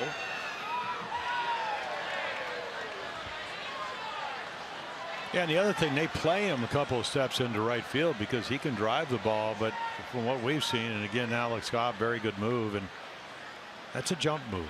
And apparently they're going to deem it legal, but very quick. You're going to just you jump off the rubber, and then in the same motion, when the right foot lands, you turn and fire to first. Oh, Inside, missed the jersey. well, that's how the winning run scored on Monday night. Seth Smith had 2 strikes, and Archer tried to come in and then plunked him. Hit him right behind the right tricep. This time just barely misses the uni. Yeah, not over the plate. He hits the ball real hard. And right center, left center, doesn't matter. Power. There are 2 away here. Schoop has maintained that average lead over there, not running, and the pitch is there for a strike. Last year, 249 with Seattle for Seth. He had 16 home runs, 63 RBIs. He drew his share of walks. In this day and age, pretty good ratio, actually. He got 48 walks to 89 strikeouts, and that's about the on-base percentage we've talked about, which is one of the reasons the Orioles wanted him. Another throw, and again, not close. Yeah, I mean, you get an on-base percentage at 360. You're up there. I mean, Chris Davis was close to that, even though he hit 229 because of all the walks. Almost walks 100 times. Seth would have been a leader on the Orioles in on-base percentage. The numbers he had with Seattle last year. 1 ball, 1 strike.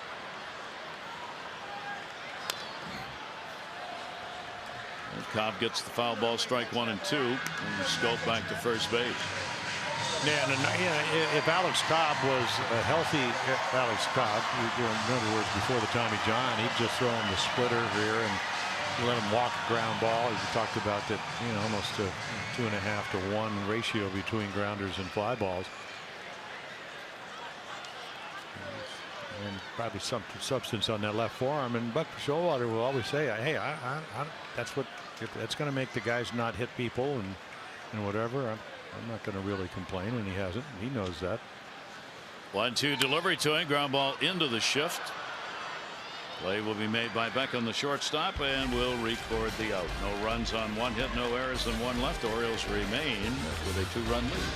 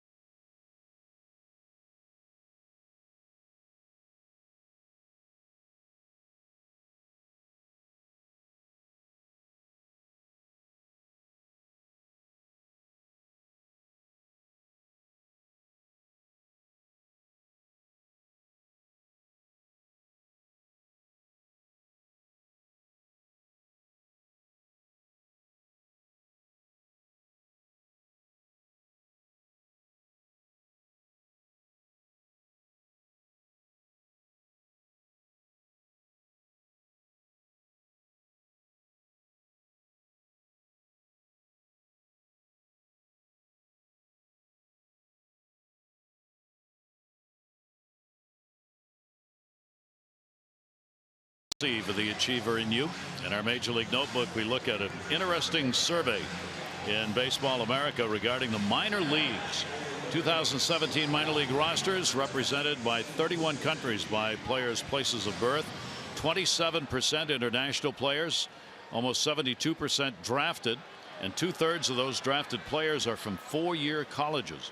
Of the 45%, almost 46 drafted from high school.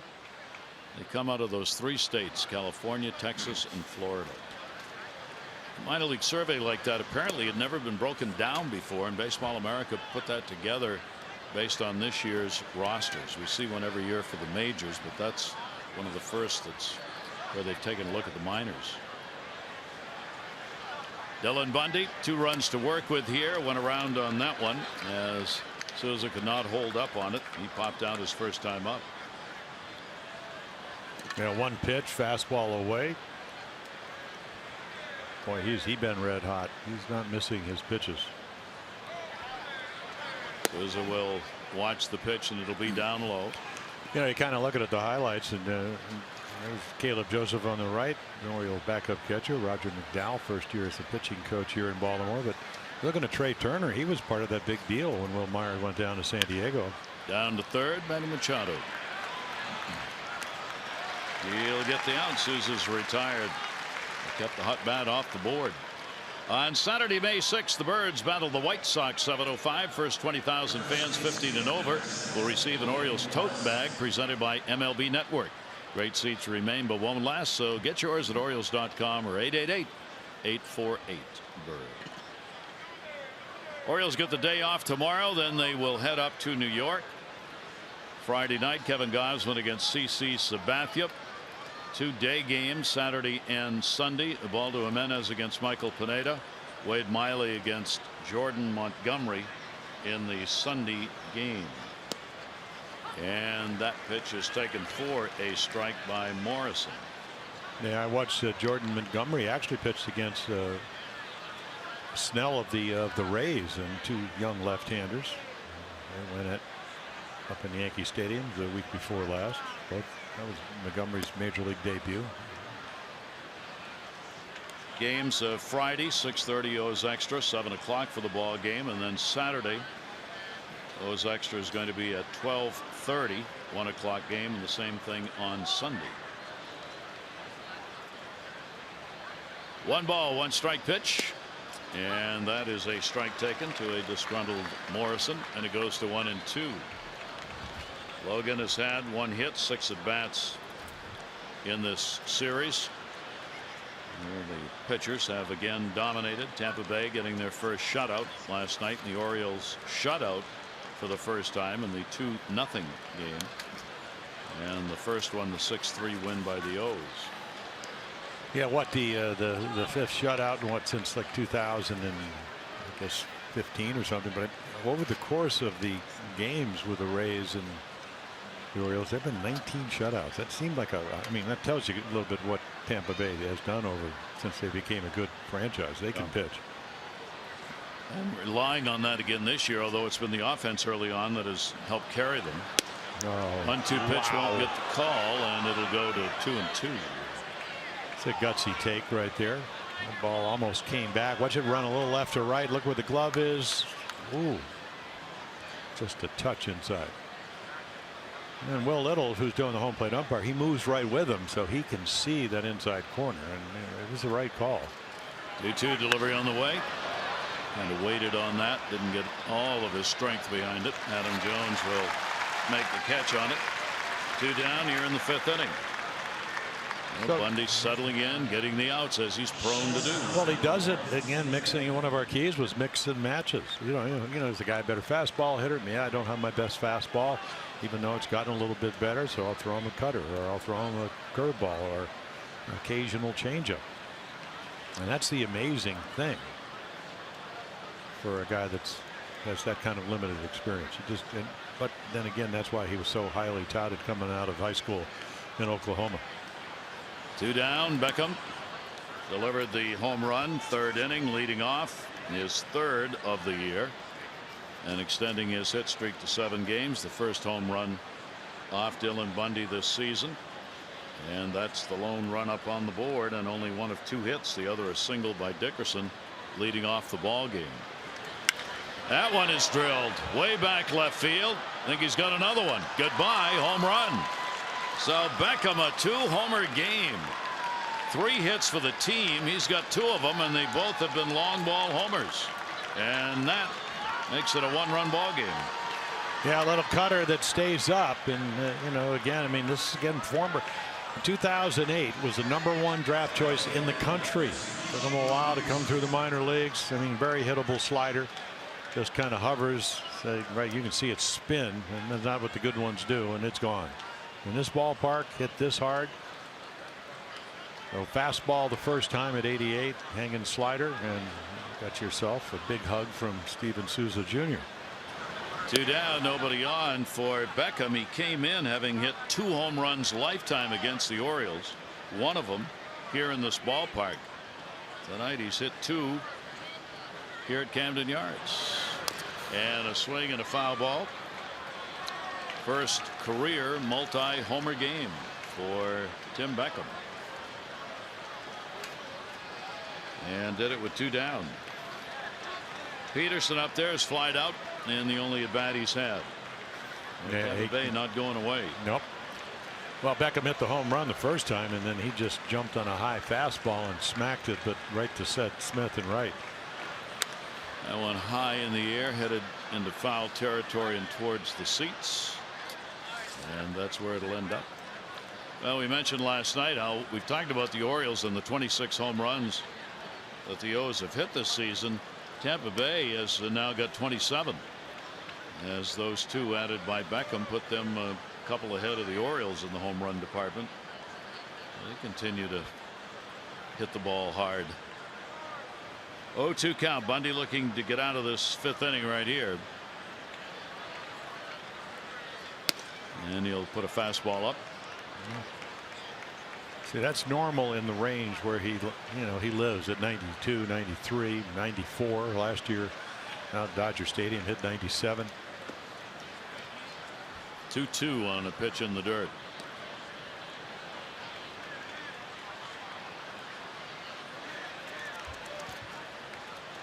Rays have been able to keep somebody hot, a couple of guys in their lineup hot for the full month of April. It's been Dickerson and Kiermaier largely, but now you got Beckham swinging a big bat. Guys in the middle. Seuss has been red hot. So they've had the offense going, unlike the Orioles, who have struggled to get a couple of guys going to try and keep things rolling. Yeah, and Peterson, home run. Peterson got 2 RBIs the other night. Yep. And he walked it. There's the first walk surrendered by Bundy. So at 2 down, a homer and a walk. Castillo takes a look behind him. Norris is coming up. He'll break the rhythm here of Dillon.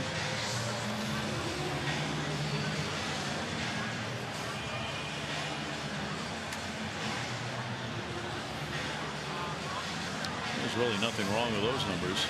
It's pretty efficient this inning, a little higher than he wants to be. Yeah, I just think you know, we always talk about, and every time I go to Kansas City I see Art Stewart, long time, you know, in his 80s. He said 2 best high school pitchers, Doc Gooden and the guy we're looking at right now. So you always judge a guy, how's the ball coming out of your hand tonight? Not as good as normal. Goes after the first pitch, foul territory. Davis coming in. Castillo's got the better angle and will put it away. So Norris is retired. 1 run, 1 hit, no errors, 1 left. Home run by Beckham. 1-run game.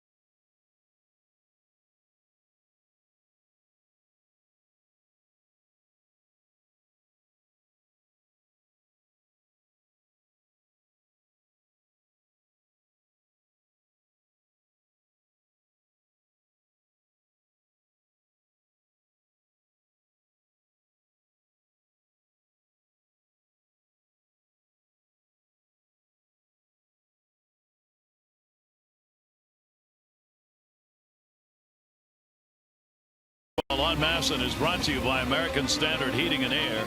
Get up to $1,100 in instant rebates or 0% APR for 36 months. And by Nissan.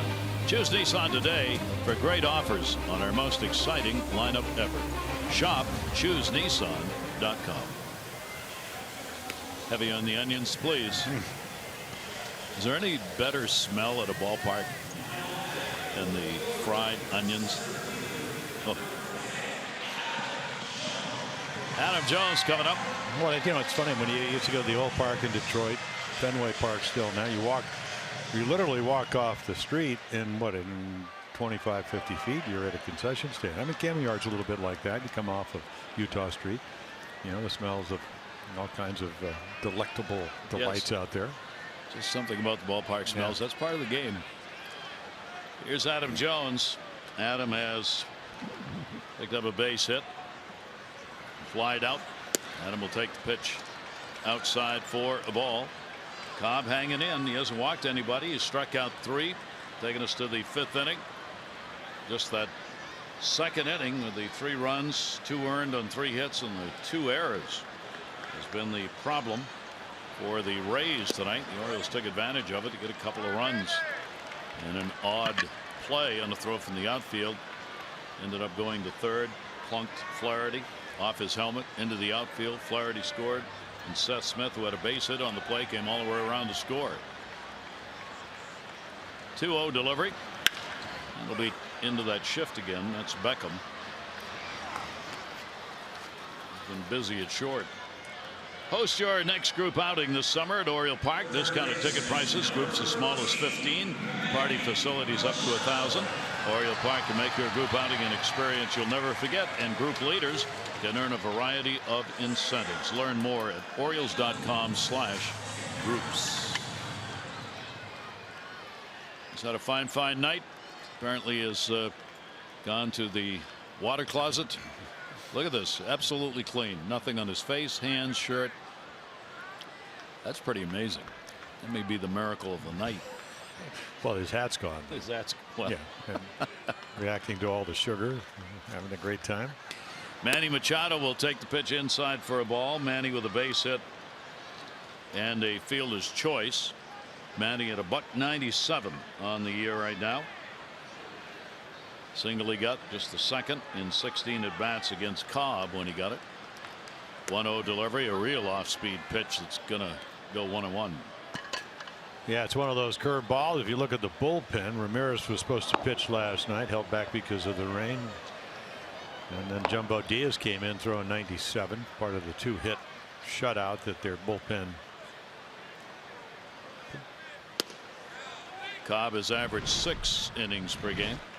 Earlier today, Manny out, trying to get that average up. Scott Coolbaugh doing the flip on the early BP. His chance to get out on the field. They haven't been able to do that for a couple of days. And you can see where he's working him on those flips away. 2-1 delivery. Wants him to go the other way with it. Inside that time. Cobb unhappy with himself. 3-1. Well, that's a good take, and it's a good take. I mean, Scott Coolbaugh was saying today, he said last night we struck out, what, 9 times and walked twice. He could have reversed that if been a little more patient.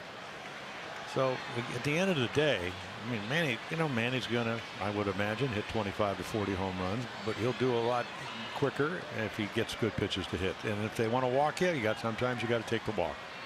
3-1 delivery to him, and that is a walk.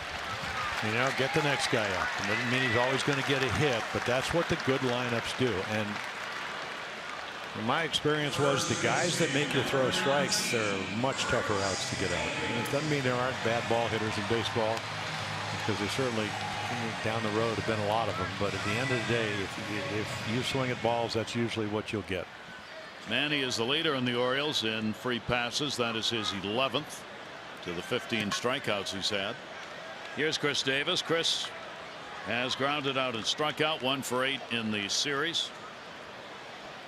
Shift on against him at double play depth. He'll take the bunt away. Longoria stays over at third. And again, he gives him the off-speed delivery out in front. 0-1. Here is the defensive alignment because they're at double play depth. Don't have anybody out there in right field.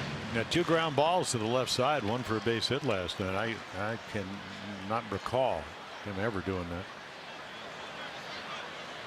Chris is grounded into just 1 ground ball double play so far. There's that quick toss again. So last year, at least the velocity off the bat was down because of the hand injury. And this year, hand healthy.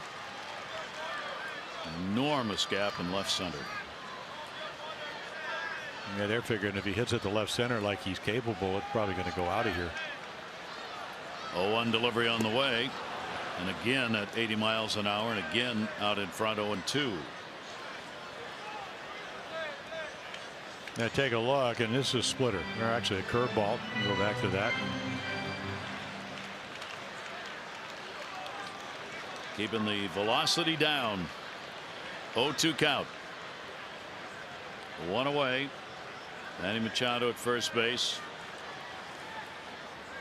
Not going. And we missed that. Cobb wanted that call, and hands on knees on that one. Yeah, he's shaking his head a little bit. Curveball. Does it get the corner? Certainly in the vicinity. Yeah. You got to understand only the edge of the ball, at least supposedly, is supposed to qualify for a strike, but maybe a little bit of a break there. 1-2. There goes Manny. Down low. Throws a one-hopper. Tagged him and got him. What a nice tag. Tim Beckham had to play that perfectly. The shortstop was over on the second base side on the shift, and he did. And again, you know, maybe a premature slide.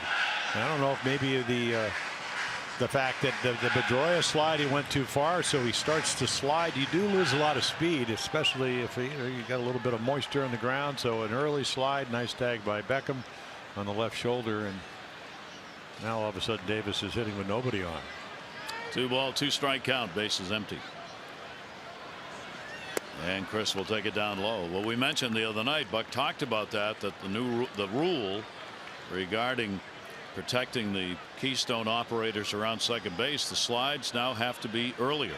You really are supposed to slide and not go over the bag. I mean, that's basically what the rule requires you to do. And he walked it. So Cobb, a couple of walks back to back, really helped out by that play at second base. And Manny being caught stealing. 2 out of 9 for Norris. I mean, Buck actually suggested to the powers to be that maybe the bag have a little more give, because these bags, at least what Buck Showalter said, is that they're replaced every night.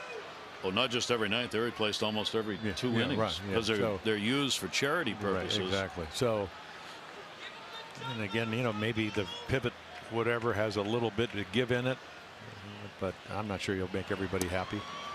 Ooh, Trumbo will take it for a strike. Yeah. He says. So Chris Davis gets a reprieve, and Mark Trumbo says, well, why me? He has flied out and grounded out, up to an 0 for 20. Chris will be held, shift on, nobody on the right side, and the pitch will be in. Yeah, I mean, that was in. 1 ball, 1 strike count. Cobb has been in his starts this year, as far as that pitch count is concerned, up around 100. It's been 90, 102, 93, 104. So this is where he's been in the 4 starts. 1 ball, 1 strike count, 1-run ball game. Trumbo will ground that one to third, forcing Longoria back. Going to go to second, and will get the out. No runs, no hits, no errors. 1 left on base, 5 complete. Rubber match, 3-game set. O's up by 1.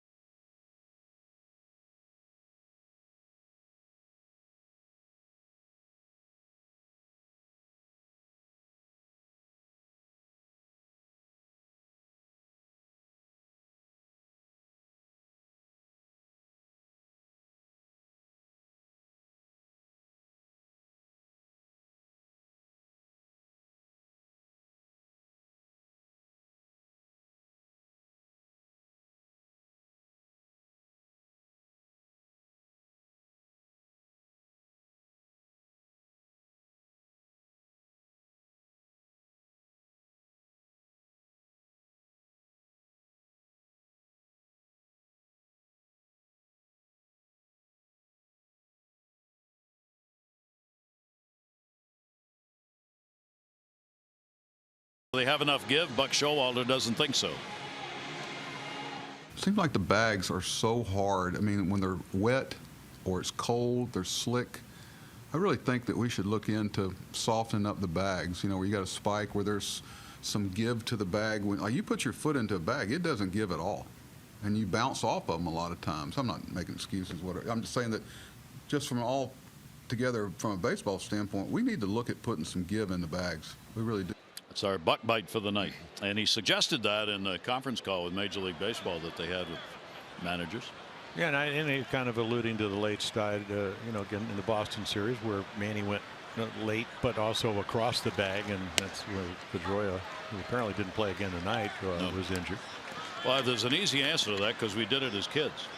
You use 3 cow flaps, and the one on the bottom is newly created, and you pile the cow flaps up and you use them as bases. Now when you slide into freshly made cow flaps, there's give. Believe me, there's give, and no one gets hurt. Now your mother's not real happy when you come home and your shorts or jeans are slightly dirty, but no one gets hurt. So there you go. You lost me back with the cow flaps. You grew up in Beverly Hills. How would you know? No, what a I cow did not. flap is? Well, part of that. I grew up in the country. We didn't have any bases, so but we had cows, and they delivered a lot of bases on a daily basis. That ball is foul back and out of play. Dickerson at the top of the order. He has singled and flied out. There you go. Would be fun to see that again. 0-2. Dickerson, Kiermaier, and Longoria. Bundy with a walk, 3 Ks. Yeah, 3rd time through the order. So, yeah, they see that maybe, even though the fastball velocity's gone up a little, they get to see all the pitches. Inside out on that one, and not very deep. Yeah. Adam Jones. Well, you get an idea of how good the curveball is. It stays up a little bit, but they still can't quite time it. So you got change ups, maybe 81 or 82, not a lot of them, but curveball at 74, 75. You got the slider, the good ones at 83, 84, the hanger to beckon for the home run, and then you've had the fastball from about 88 to 92. So with all 4 pitches, all different speeds, and again, maybe not as what they call your ace stuff, but certainly the ability, which is what's so amazing about Dylan Bundy, to still pitch when you're not at your best. Doing it here, hanging on to that lead. Striking the inside corner. Kiermaier, a fielder's choice, and he's popped up. 0 for 12, and there is the supposed starter last night who never got into the game. Yeah, well, he was a spot starter against the Tigers in his last start, and that's what he was going to do last night. So he, last year primarily out of the bullpen, so he's used to. Because there's a lot of, Alex Cobb. A little massage there. You usually have your trainer, but no, self-inflicted. Oh. That one self-inflicted massage. Popped up. Okay. Out of play. Oh well. Cow flaps. Cow flaps. Self-inflicted massages. What are you going to do? Exactly. It's tough out there. Pruitt, who did a great job on the mound, back out in the bullpen. He came on to make the. I don't know. He made the start.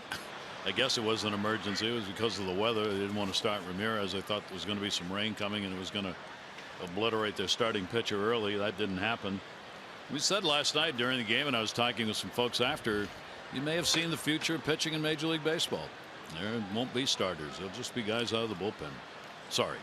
1 ball, 2 strike count. Pitch on the way, and Bundy wanted that and didn't get it. 2-2.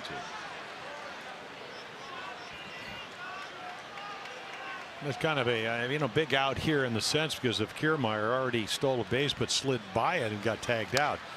So if he does get on, it will, especially if it's a single, it'll be a running situation.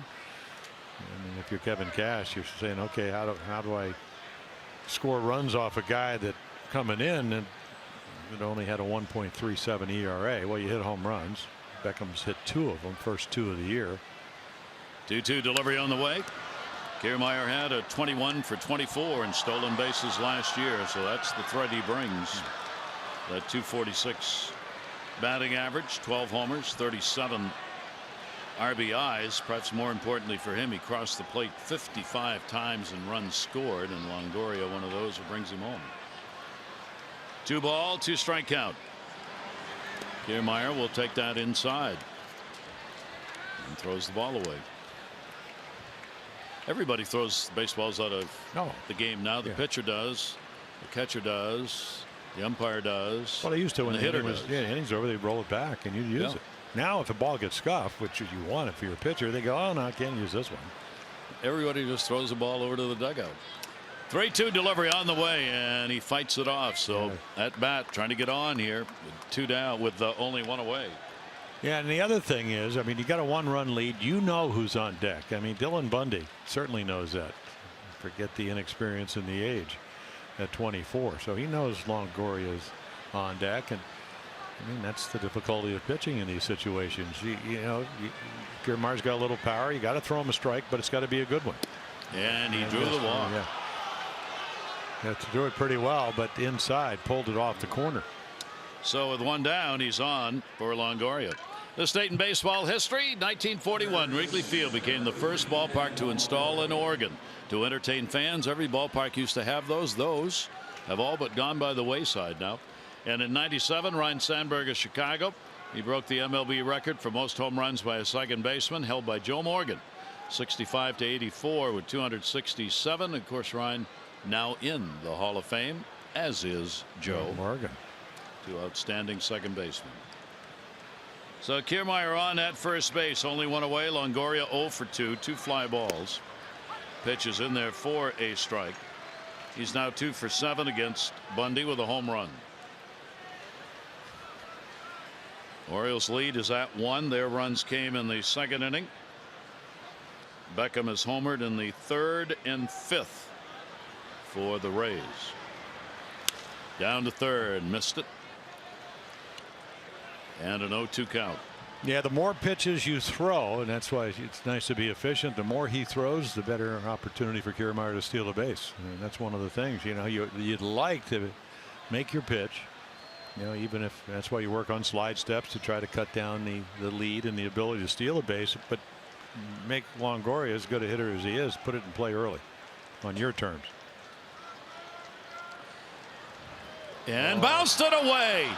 And it'll roll far enough away for him to go to second. He takes a look at the third base coach is going to hold him up over there. And he gets down to second base on a freebie on an error by Bundy. Yep. Well, you want to hold him close, but you don't want to do this. So again, it just bounces it. And because of Kiermaier, hits him on maybe the rear end and then the helmet. Right now he's thinking third, but he is looking over at third base coach, and Charlie Montoya over there saying, nope, stay where you are. So now all of a sudden 3-0 lead, a chance for them to even it up or go ahead. First chance with a runner in scoring position tonight for Tampa Bay. They've gone 2 for 14 in the series. Longoria, the 0-2 delivery to him. Ground ball towards the middle. Schoop over, up with it. Long throw to make, and gets it there in time. Well, there's your shift, Gary. You know, lone away slider. You know, if you're not shifted up the middle, probably goes into center field, but out of nowhere, and it's not a bad pitch. Here comes Jonathan Schoop. And then again, big target over at first. Tough play because you got to backhand it. The only way to get to it. And meanwhile, Kiermaier with great speed goes down to third. That arm of Jonathan Schoop being so strong has come into play so often in his young career on plays like that. Here is Brad Miller. He has flied out and struck out. So Miller with the opportunity, runner at third base, and he will take the pitch inside for a ball. So looking for a 2-out RBI with Kiermaier on at third. Well, this is a big batter for Bundy to go after. And will take the high strike. Yeah, high changeup. Yep. 82 overall in these situations. He has not had a hit this year with a runner in scoring position and 2 down. 1 ball, 1 strike. Machado's in a couple of steps at third. No. Did he go? See, that's similar to the pitch he called him out on, and you know, he got called out on because not because he swung, because it was a strike, and that was probably a similar pitch. But this is what you're looking at down at third base, and you can see how far the bat head goes out in front of home plate. Jim Hoy the call at third. And that's what they're looking. See how far that bat traveled. 1 ball, 2 strikes, 2 down. Brad Miller at the plate. 1-2 delivery is fought off out in front, but got the end of the bat on it. And will hold the count at a ball and 2 strikes as Dillon's up there closing in on the 100 pitches, which is where he has been. thrown as many as 108 in the last game against Boston. Fewest 99. I think if he would be able to extricate himself from this situation, you'd be very pleased, considering maybe not having your best fastball. 1-2 delivery coming again, and that's inside. And a 2-ball 2-strike count. Yeah, if he were with us on Monday night, Miller did hit 30 home runs last year. I mean, he hit more home runs in 152 games than he had done in his first 2 years, where he hit 10 and 11. But a very good high ball hitter. And how many guys nowadays hit without gloves? No batting gloves. Certainly works for him. 2-2. 3-2. I'm not sure that's where he wanted to throw it, but it was called early in the count, and this time probably a little high. And then you got the American League, or as they describe him, the reigning American League Player of the Week on deck. KIERMAIER at third base. He drew the walk. 3-ball 2-strike count, 2 away on Brad Miller. Miller goes after it, puts it in the air to left. Kim will back up on it. He's there, and he's got it. And Bundy has worked his way out of it. Base runner left on. Orioles remain up by 1.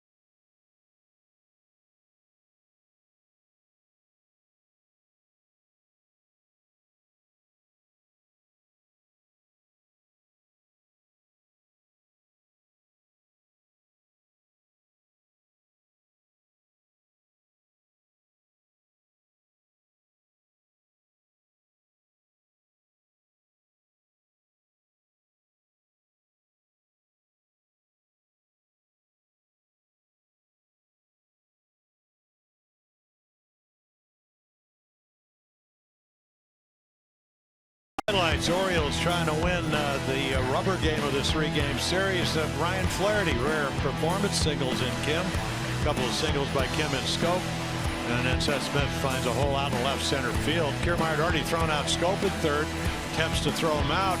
It gets by him. Flaherty's thinking that I'm going to score, but the Cobb throw off his shoulder. Not only does Flaherty score, but here comes Seth Smith, who singled to start that particular rally.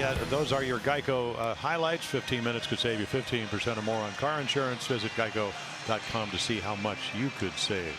So Alex Cobb, good to see him back out on the mound. And again, really, other than that inning, scatters 8 hits, keeps the ball in the ballpark. Always a big plus against the Orioles. And again, as you mentioned, Gary, up there around the 100 pitch mark at 94. So Erasmo Ramirez. Well, this is kind of easy. I had him on my scorecard last night as a starting pitcher. So he comes in. I mean, he, last year out of the bullpen. 2 years ago, he won 11 games. Sinker, slider, occasional little bit of a changeup. Out of, I think I might have said Venezuela, but he does come from one of my favorite guys, the country of Nicaragua, where Dennis Martinez, who won more games than any Latin pitcher, comes from. So again, he can do either one of them. Very happy to do either one of them, and he gives you quite a lot of options if you're his manager, Kevin Cash. So Wellington Castillo will lead it off against him, and the first pitch is a base hit into left field. Castillo going after it. He had struck out a couple times against Cobb, and the Orioles get the leadoff man on here in the 6th inning. No, he's got a fastball and a slider, so fastball's right around league average, 91, 91 and a half. And then a change. Got a little cutter at 89. But when he pitches well, and over the last couple of years, prone to the home run ball, which is what the Orioles do when they're hitting well. So we'll see how this plays out. That'll bring Kim to the plate. Single, run scored, and he is grounded out. Longoria moves in at third a bit. A lot of innings for Ramirez against the Orioles, 53 and a third of them. He's got a 2-3 mark against the O's. Only a .214 opponent batting average and an ERA of 3.38. Well, last year he had more innings out of the bullpen for the Rays than any pitcher in the American League. 1-0 pitch is there for a strike to Kim. And the Orioles first saw him when he came up and was pitching for Seattle. Well, the Orioles will try and get to the bullpen. Well, if you're Kim, you'd love to get a ball you can hit into right field. You know, Castillo, as we was talking about earlier, said I don't run well. Maybe they play real deep. You can get him all the way to third base. Kim will take that one down low as well. Though Kim a good eye on it, and a 2-ball 1-strike count. And of course, what are you trying to do if you're Ramirez? You know, they have a pretty straightaway field, but you want him to have to, if he's trying to pull the ball, hit a ball on the outside quarter of the plate. And even if he would go to left field, which he can do so well, the double play would still be in order. 2-1 delivery, and that's there for a strike at the knees. So Kim waiting on it, and the count goes to 2-2. In East Division action, Toronto's been rained out in St. Louis in their interleague game. They'll be happy about that. Finally get some sleep after the 6 o'clock arrival yesterday morning in the game that went 11 innings last night. Does that mean a doubleheader tomorrow? Don't know. 2-2 is swung on and missed. Yeah, there's a good changeup, and doesn't throw a lot of them. But again, you can't throw it any better than this. So it gets back in the count with a low and away fastball, and then a little almost looks like a split changeup, perfectly located down and away. Big swing by Kim, but can't get it. You see right on the outside, maybe quarter of the plate. Scopes 2 for 2, couple of base hits. Another game in the East. Yankees lead Boston 3-0. They're in the 7th. Judge continues to hit 1 for 2, couple of RBIs. Porcello, couple of runs, 4 hits. Red Sox starter Severino has given up no runs, 3 hits over 6 for the Yankees. Pitch will be taken away by Jonathan. Orioles trying to pick up some runs here. They got them all in the 2nd inning, and right now the unearned run in that inning is the reason they have the lead. Dylan Bundy, chance to be a winner. He's 3-1. Watching, hoping for the offense. 1-0 pitch on the way. Right into the dugout. It's amazing. Foul balls never used to be hit over in the on-deck circle, which is why it was put there. Now we see all kinds of balls that get hit pretty hard. That time it went right by Flaherty and right into the dugout opening. Well, they put the screen up, and I mean that's a big help, but not always. No. Keep your head down. Here's the 1-1. That's going to go to Longoria. Not hit real hard. Going to have to hurry it over to first base. They do. And got him. They turn the double play around the horn. Miller over to Morrison. So the Orioles are retired. No runs, picking up 1 hit. And nobody left on base. There's the play.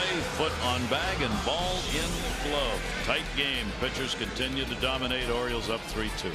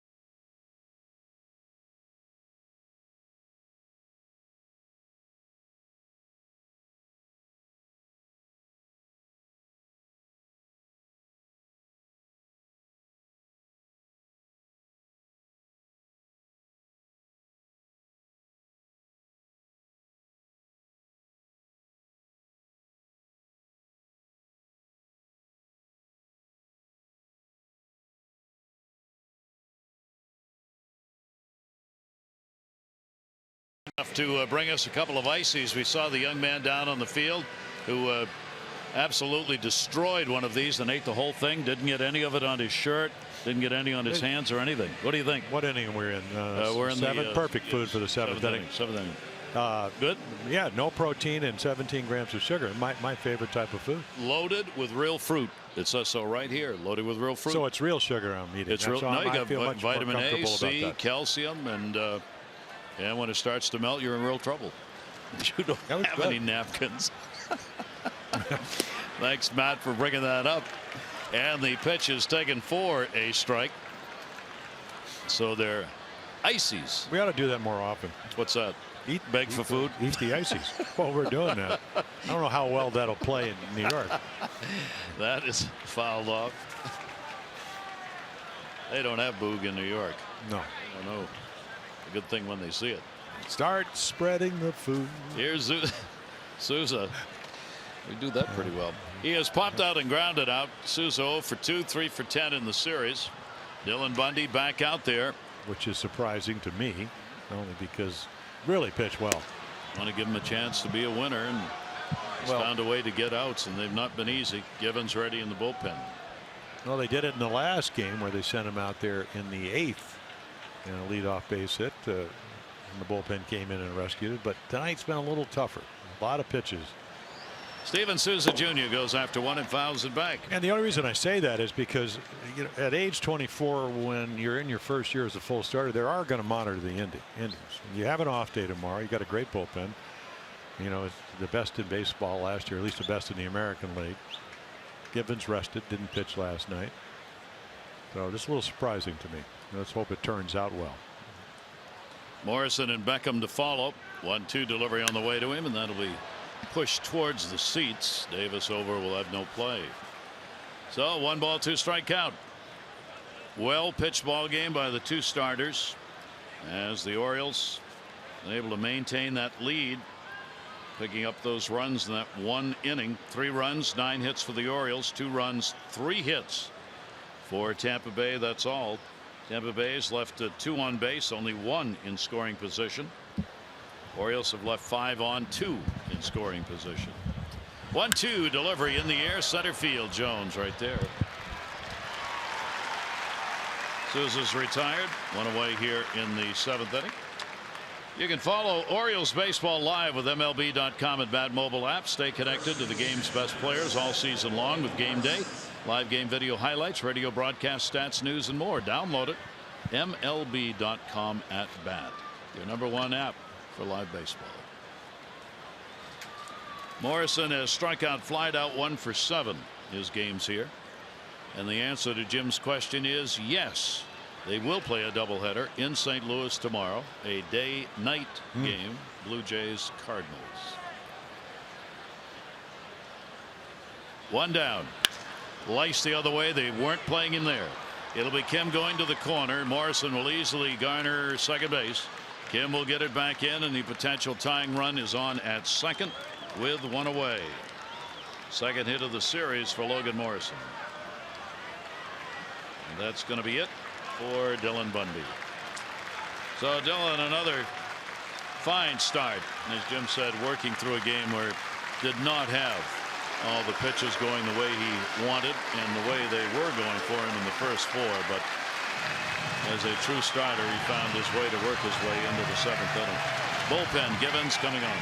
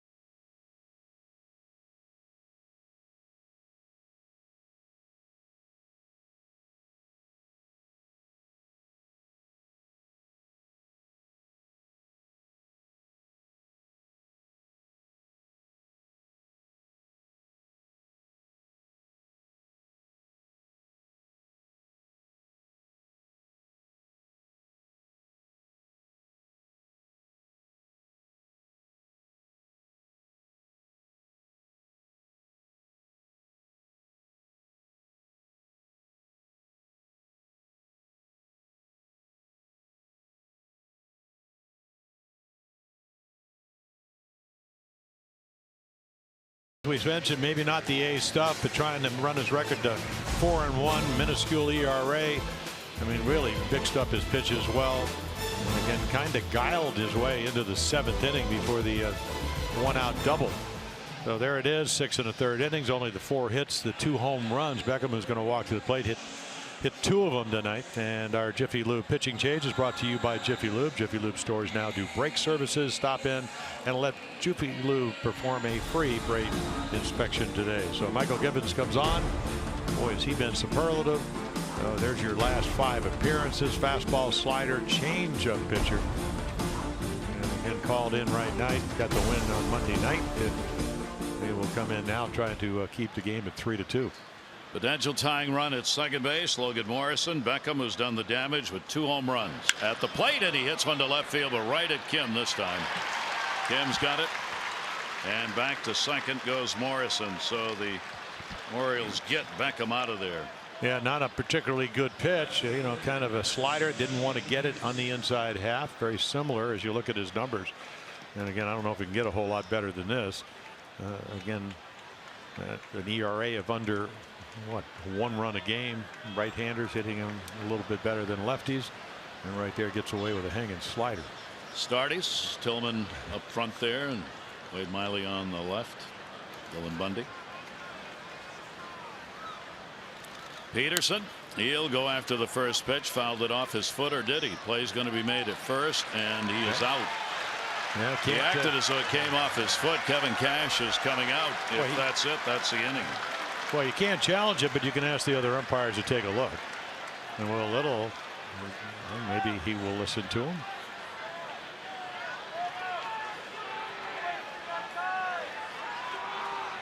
I don't know, hard to tell. The ball did look like it changed, but I think it hit him on the hop. Watch it hit the dirt and then hit the foot. Well, he does go down. Yeah, they're going to argue about it, but the Orioles have. Yeah, he did everything to sell it, and doesn't look like he's going to ask the other umpires. No runs on 1 hit. 7th inning stretch time. The Orioles lead it 3-2.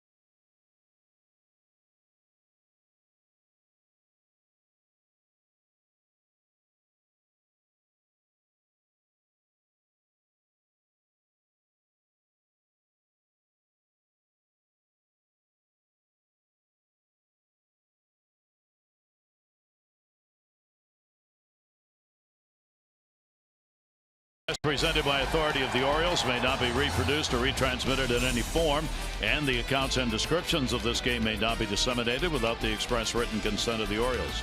Well, Kevin Cash argued, but to no avail. The umpires did not meet, and Will Little, a call at the plate. That's where it stayed. There was a fair ball. Ground ball off the side of the mound. Shift on. Beckham again, the shortstop. Boy, what a busy night he's had. Flaherty's retired. The old shift. Yeah, again, we told you his first year at A-ball after being the #1 draft pick in the United States, he made 43 errors, but you could see that. I don't know if it's Tom Foley coming up through the minor leagues, Tom now the bench coach, but a very good infielder. He's really settled down and plays under control. Ramirez on the mound out of the bullpen, working in the last inning, faced only 3. Smith at the top, 2 singles, 2 for 3, a run scored, and he has picked up an RBI. Seth has had pretty good luck against Ramirez. He's 4 for 14 with a home run off the right-hander for the Rays. Pitch will miss down low for a ball. Well, low ball hitter, fastball hitter, and we saw a good changeup, struck out Kim with it, but he likes to pitch down in the zone. Sometimes that's, your best pitch is also what the hitter likes. You just figure you better get it on the corner, right where Norris is sitting, right where the glove is. 0-1 delivery, and that's going to miss away for a ball. So we are down to the bullpens, and both of these bullpens have been very good. For the Rays, they are 8th in ERA. The Orioles are 5th. The Rays have given up the 6th fewest hits per 9 innings. Orioles the 12th fewest. There they be, and they're already active here in this game. 2-0. Ramirez over the top. That is there for a strike at the knees. Yeah, just a little something other than the fastball, little cutter that he's added over the last couple of years. So you kind of give up on it. It kind of cuts back into the strike zone. Smith and Flaherty have the RBIs. 3rd run scored on an error without an RBI given. 2-1 delivery on the way, and that looked pretty good, and it's in there for a strike. So a 2-ball 2-strike count. Well, this is why he can start or relieve, and you just saw him. He gets behind a good fastball hitter. He throws a cutter for strike 1, then throws a changeup for strike 2, and if you're set Smith, you have no idea what he might throw here. And the unpredictableness of a pitcher can sometimes cause a lot of problems. 2-2 delivery on the way to Smith. Oh, the count will remain at 2 balls and 2 strikes from Ramirez. Ramirez with that 2-0 mark in the 1 start and 6 games that he has appeared in relief. Really held the hitters down. Left-handers 3 for 18 with a home run off him. Right-handers 6 for 34 with 2 home runs off him. Here's the 2-2 delivery on the way, and he works it full. Bottom half of the 7th inning. Orioles really wanting to add something here to that 1-run lead. 2 home runs by Beckham are the only runs Tampa Bay has. They have in the last couple of innings gotten somebody into scoring position, but have not been able to push across the tying run.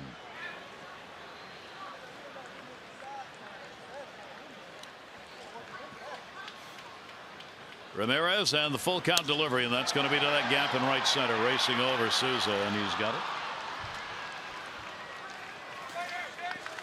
Playing in the gap in any event, so not a long way to go for him. 2 down.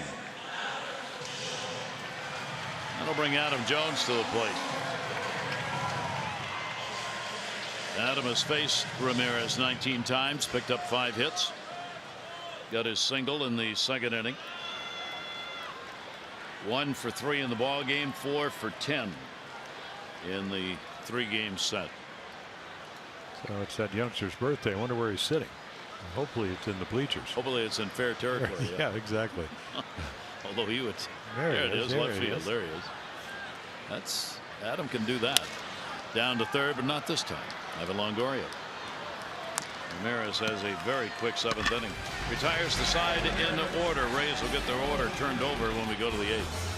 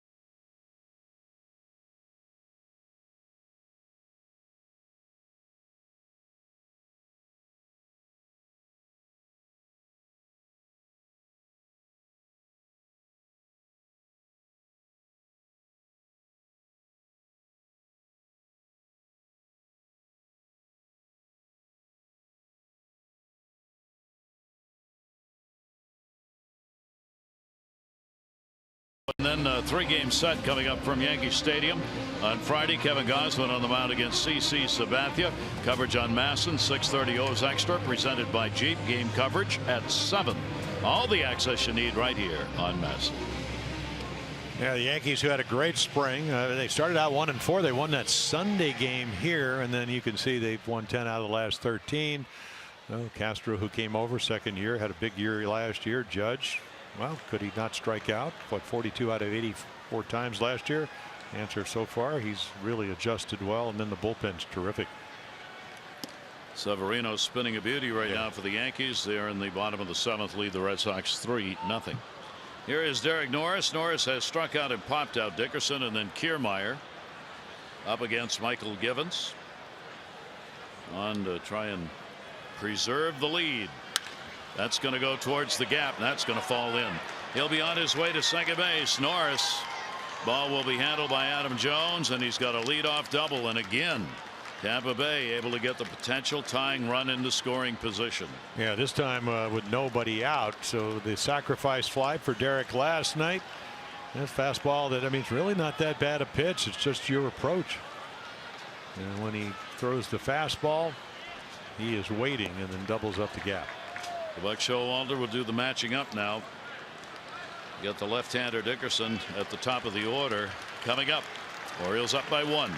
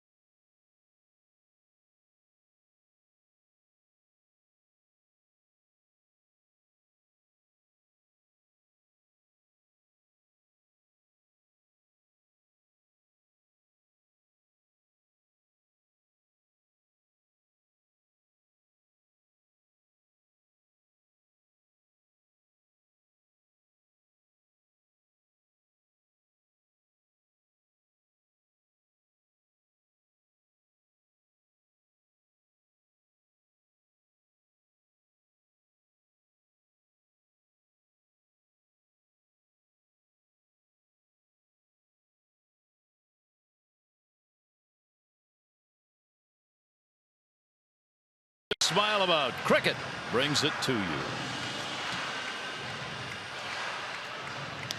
Bench runner Peter Borges will come on to run for Norris at second base, putting some speed out there. Yeah, so Donnie Hart, they match up against Dickerson. Of course, he's not going to hit, even though he's hitting .471 against left-handed pitching. So Donnie, I guess, 0 for 2. Dickerson against Donnie. So they pinch hit with Ricky Weeks as you look at the numbers. And Donnie's done a terrific job. And then you got Darren O'Day out in the Oriole bullpen getting loose. A couple of lefties coming up.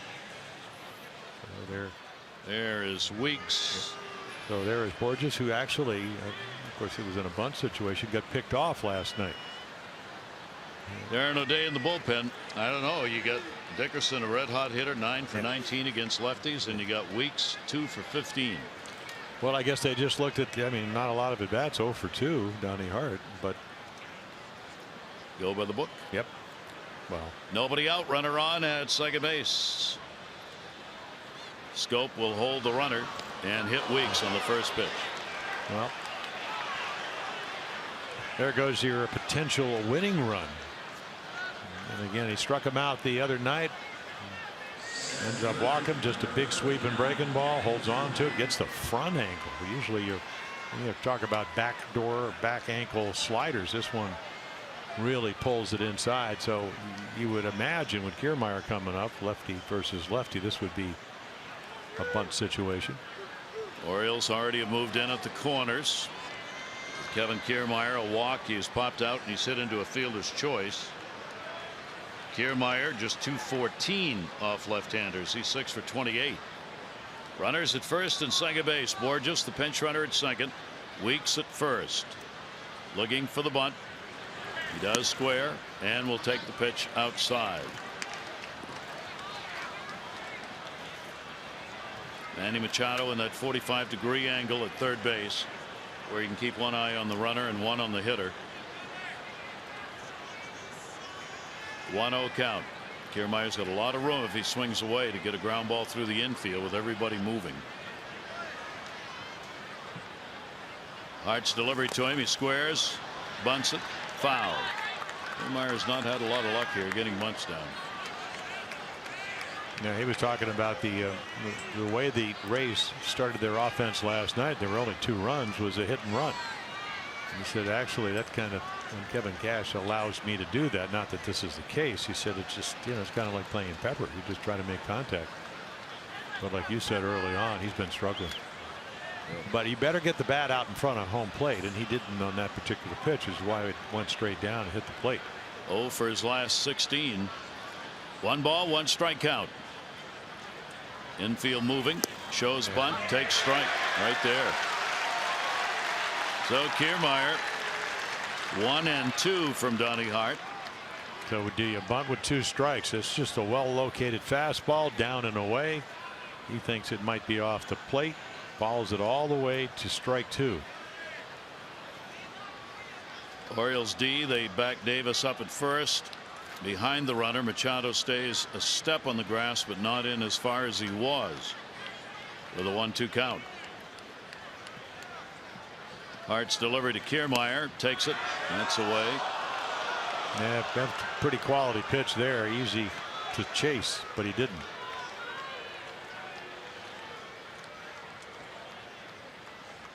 Another real tight ball game. So many of these for the Orioles. 2 balls, 2 strikes. Machado backs up another couple of steps at third base. 2-2 delivery on the way, and another one outside. Refusing to go after it, and that one not close enough. So a full count, 3-2, nobody out. Norris led it off with a double. Borges came on to run for him. Weeks hit by a pitch, pinch hitting. Longoria waiting on deck. And Kiermaier at 3-2.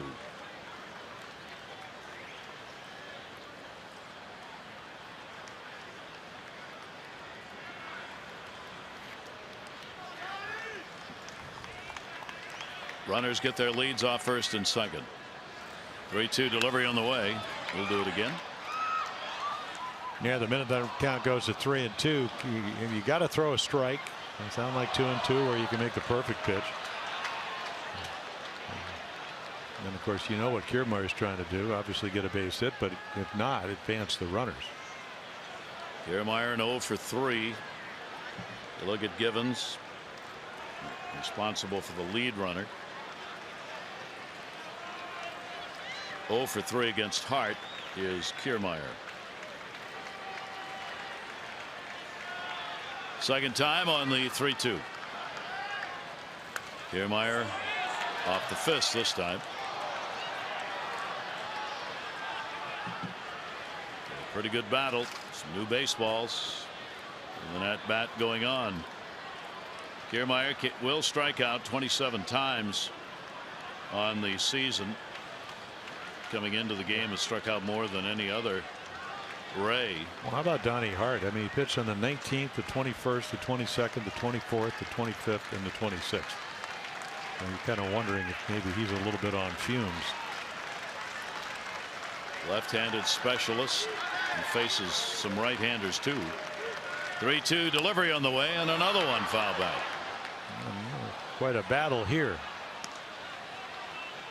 Roger McDowell watching. Oriole pitching coach. 10th pitch of the at-bat coming up here.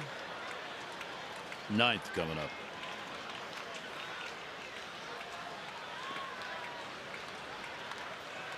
Has been all around the plate in this at-bat by Kiermaier. Again, a 3-2, runners off first and second. Hart's delivery, and he walked him, and they're loaded. So the Rays a shot at a big inning. And Showalter will come back out with Longoria coming up. Does not want Longoria to be up against the left-hander Donnie Hart. So O'Day will come out of the bullpen with the sacks full. Nobody out.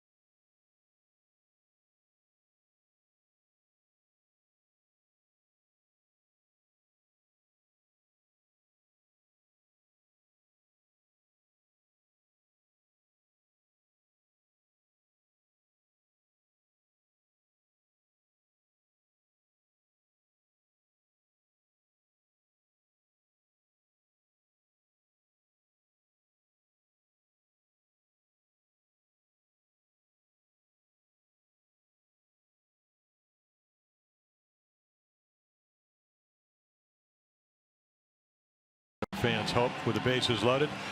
So again, that inflated ERA, 6 runs, 5 of them earned in about an inning and a third earlier in the year. Again, right-handers, even though Longoria, what, he's 5 for 17 with a home run against him. But it comes in. Orioles see how they play this defense. If they come in. So Darren always says, well, sometimes you got to rise to the challenge, and this is quite a quest right here with the bases loaded, nobody out, with a 1-run lead. He worked an inning and 2/3 in the series and 1 hit, and that was last night. So here is Longoria, 0 for 3 tonight, 1 for 9 in this series. He's had 3 career grand slams. Longoria 0 for 2 with the bases loaded this year, and they're loaded here. Borges has moved over to third, Weeks at second base, Kiermaier at first.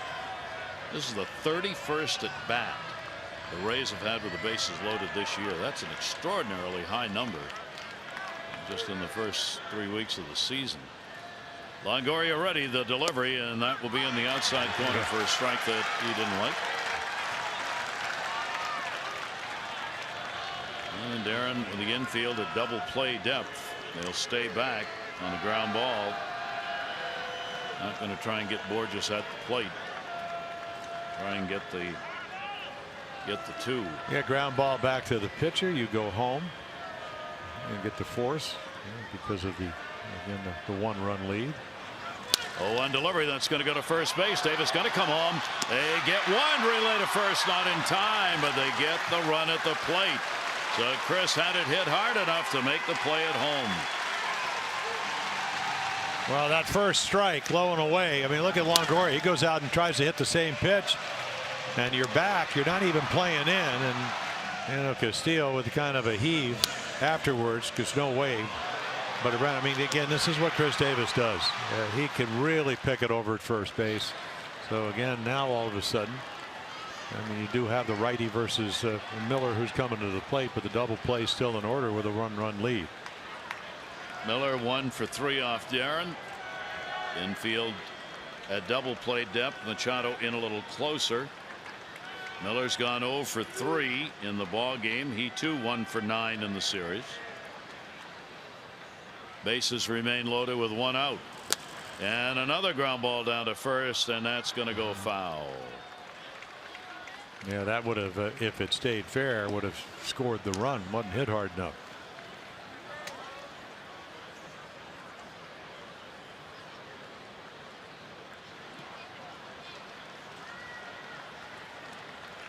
Davis charging in to make sure it stayed there.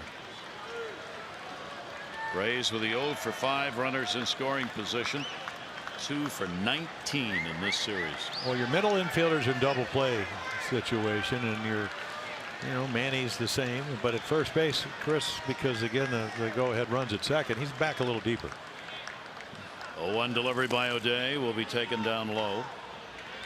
Aaron trying to work out of a jam. Tampa Bay could not have had a better chance than this to load him up in the 8th inning with nobody out. Well, you know the drill. I mean, we go down by the cage, and you work on this if you're a hitter, and Chad Mottola would be standing behind him. If you look at Weeks, KIERMAIER, and Longoria around the bases, but he'd say, "Hey, get a ball in the air." And that's not always easy to do when you have a pitcher trying to induce the ground ball, even though Darren O'Day is a fly ball pitcher. Brad Miller waiting at the plate. Outfield deep, ground ball again. Davis diving, knocks it down, gets the out at second base, but the run scores. And this ball game is tied. So Weeks crosses on the fielder's choice, hit into by Brad Miller, and it is a 3-3 game. Yeah, and a real nice play by Flaherty at short, because from his knees he ends up bouncing the throw, but they're of course trying to get it into the outfield. Quickness.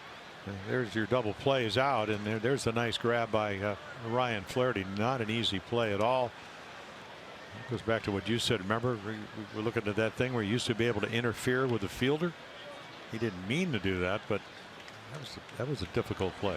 Yeah. Now 1st and 3rd, but there are 2 down. And here is Souza Jr.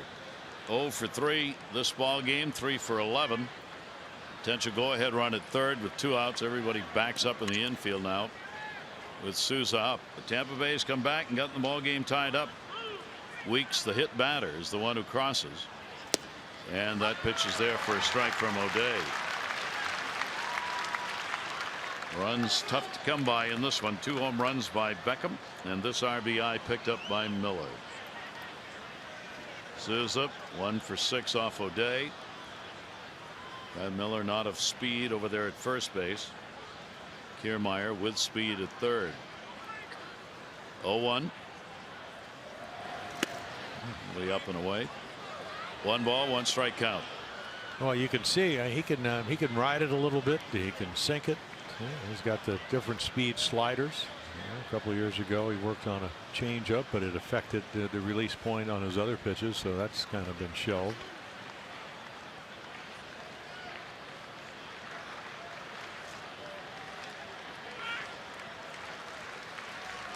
O'Day, the 1-1 delivery on the way. Souza will pop that one up. It's playable.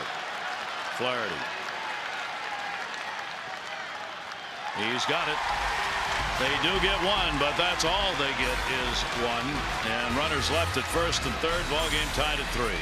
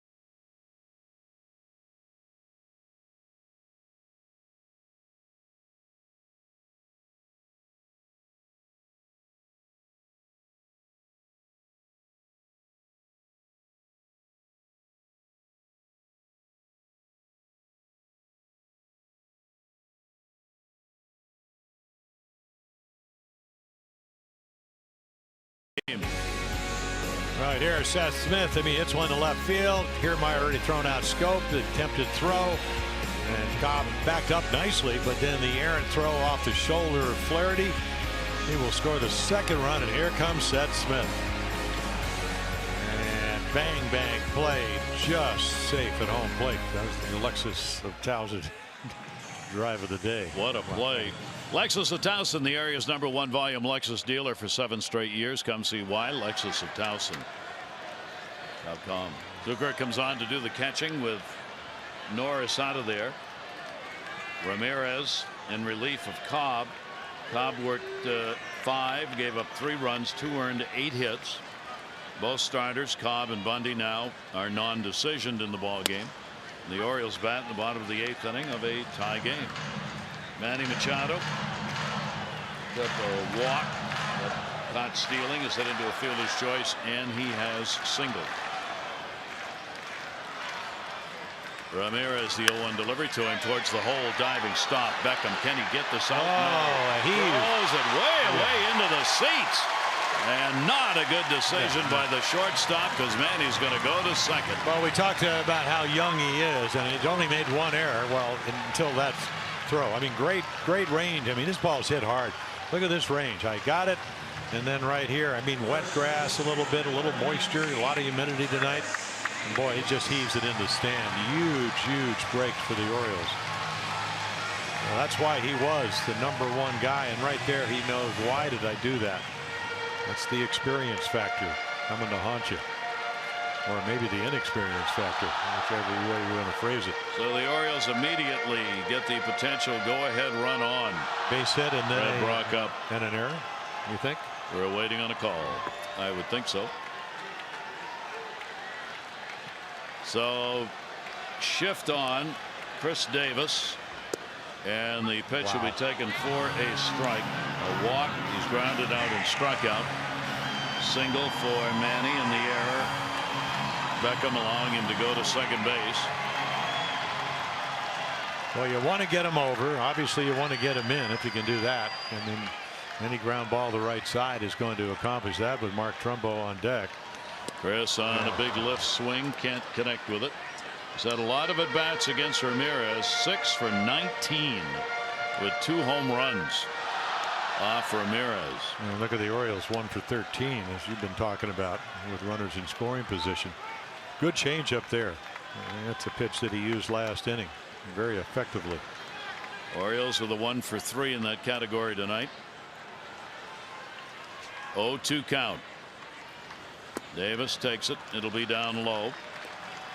So let's see if the error again proves to be costly. One of the 3 runs in the second inning on that play you just saw was unearned. Now Beckham's error puts a runner down into scoring position. Well, what the error does, it allows you, if you execute properly, to maybe score a run without getting a hit. Move him over, sac fly. 1-2 delivery on the way. And to keep it down low, but missing. 2-2 from Ramirez. Yeah, a lot of times when you get a guy that, you know, has hit more home runs than anybody in baseball over the last 4 years, you'd love a ground ball, but you know, now it's maybe not quite as good as the norm. Manny getting a pretty good jump, and that will bring Brad Miller, shortstop rather, Beckham closer to the bag. 2-2. Ramirez to Davis, and the count goes full. Yeah, this was Manny Machado at second base of what, not last year but the year before, when he stole 20 bases, but he didn't steal a base last year. So he's kind of stayed where he is, even though he can get a huge lead. And it's a difficult plate for Longoria, even though he doesn't expect him to run, because he's got to cover his position and still make sure that he can get the third. 3 ball, 2 strike count. Chris Davis waiting. Davis on a swing and a foul ball right at the plate. So he'll keep the at-bat alive and keep the count at 3-2 for the 7th pitch of the at-bat. And that will bring the battery mates together to decide on what they want to do here, as he's seen a lot of pitchers from Ramirez. Yeah, what are the irony? I mean, Ramirez was you mentioned supposed to start last night's game, and he could get a win, he could get a loss, he could be the pitcher of record in some way. 3-2 delivery again. Davis takes it and he walked it.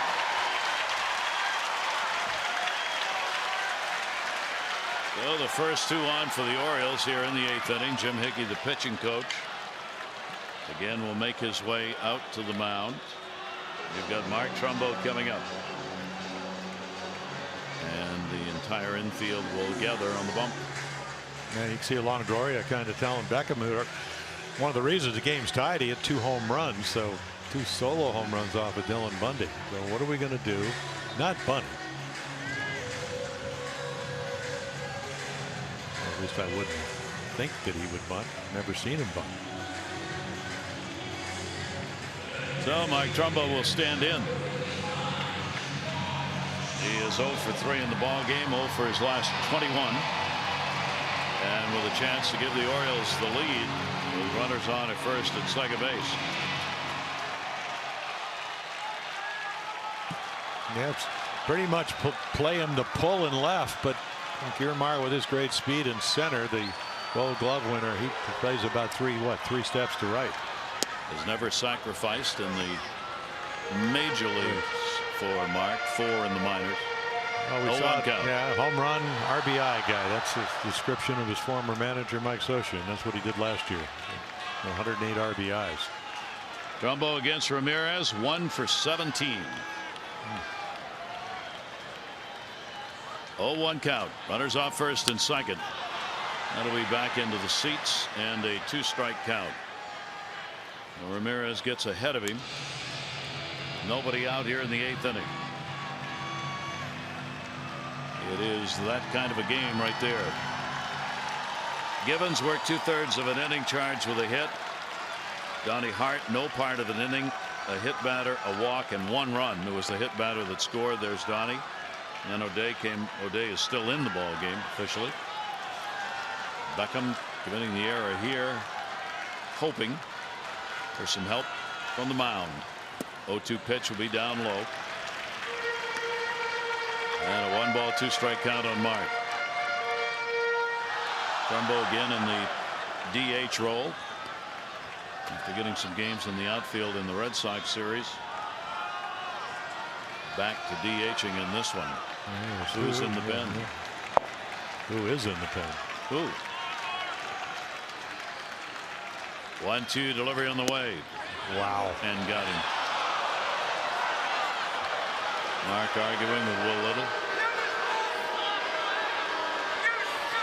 Yeah, a little cut fastball, and just take a look, and again, not good lifetime numbers. There's a moving fastball down and in. Pretty good swing there. Inside it, misses down and away. And then right there, I mean, Sucre does a nice job of framing it as he brings it back about 2 to 3 inches. There have been a lot of unhappy hitters the last couple of innings with Will Little behind the plate. Longoria looked right back after his first strike, but strike 3, can't do anything about it. Now 1 down. Castillo shift on against him. Base hit his last time up. Couple of strikeouts. 1 for 3 tonight out in front on the foul ball. 2 strikeouts for Ramirez since coming out of the pen. Wellington, Castillo continuing to put up big offensive numbers for the Orioles, where they love to have him get one right here. He has not had an at-bat against Ramirez. Well, he's a line drive hitter with occasional power. Hit 14 home runs. I mean, he would love to hit one over the infielder's head here. Look to second. Machado's not able to get any kind of a lead with a shift on, and Miller, the second baseman, you see him just moving out of the picture there. He's right behind him. Machado on with the base hit, the walk to Davis, who's on at first. And Castillo, good numbers late. And this is late. Wellington, the 0-1. Off-speed pitch moves inside and misses. 1 ball, 1 strike count.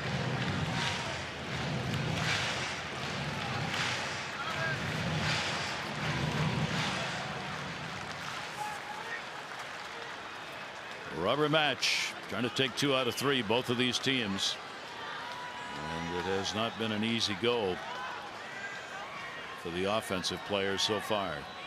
1-1 delivery on the way and an enormous cut.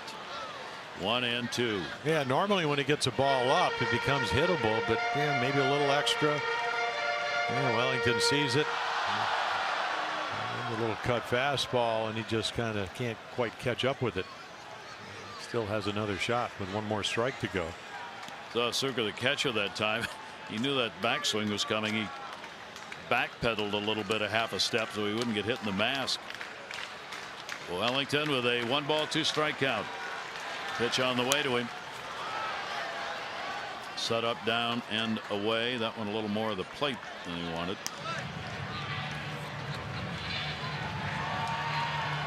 Tough pitches here for Ramirez. Well, he's really made some good pitches. We saw it last night from their bullpen, and they changed speeds. Not a lot of balls that were in the middle of the plate or ended up in the middle of the plate. And Ramirez has kind of joined the bunch. You know, he's cutting it. The changeup's been effective. Runners off first and second again. The 1-2 delivery on the way. Castillo grounds out to third. That's Longoria. That's Miller. And that's a double play. No runs on 1 hit, 1 error. So the defense and the pitching picks up on Beckham and his error. It's 3-3.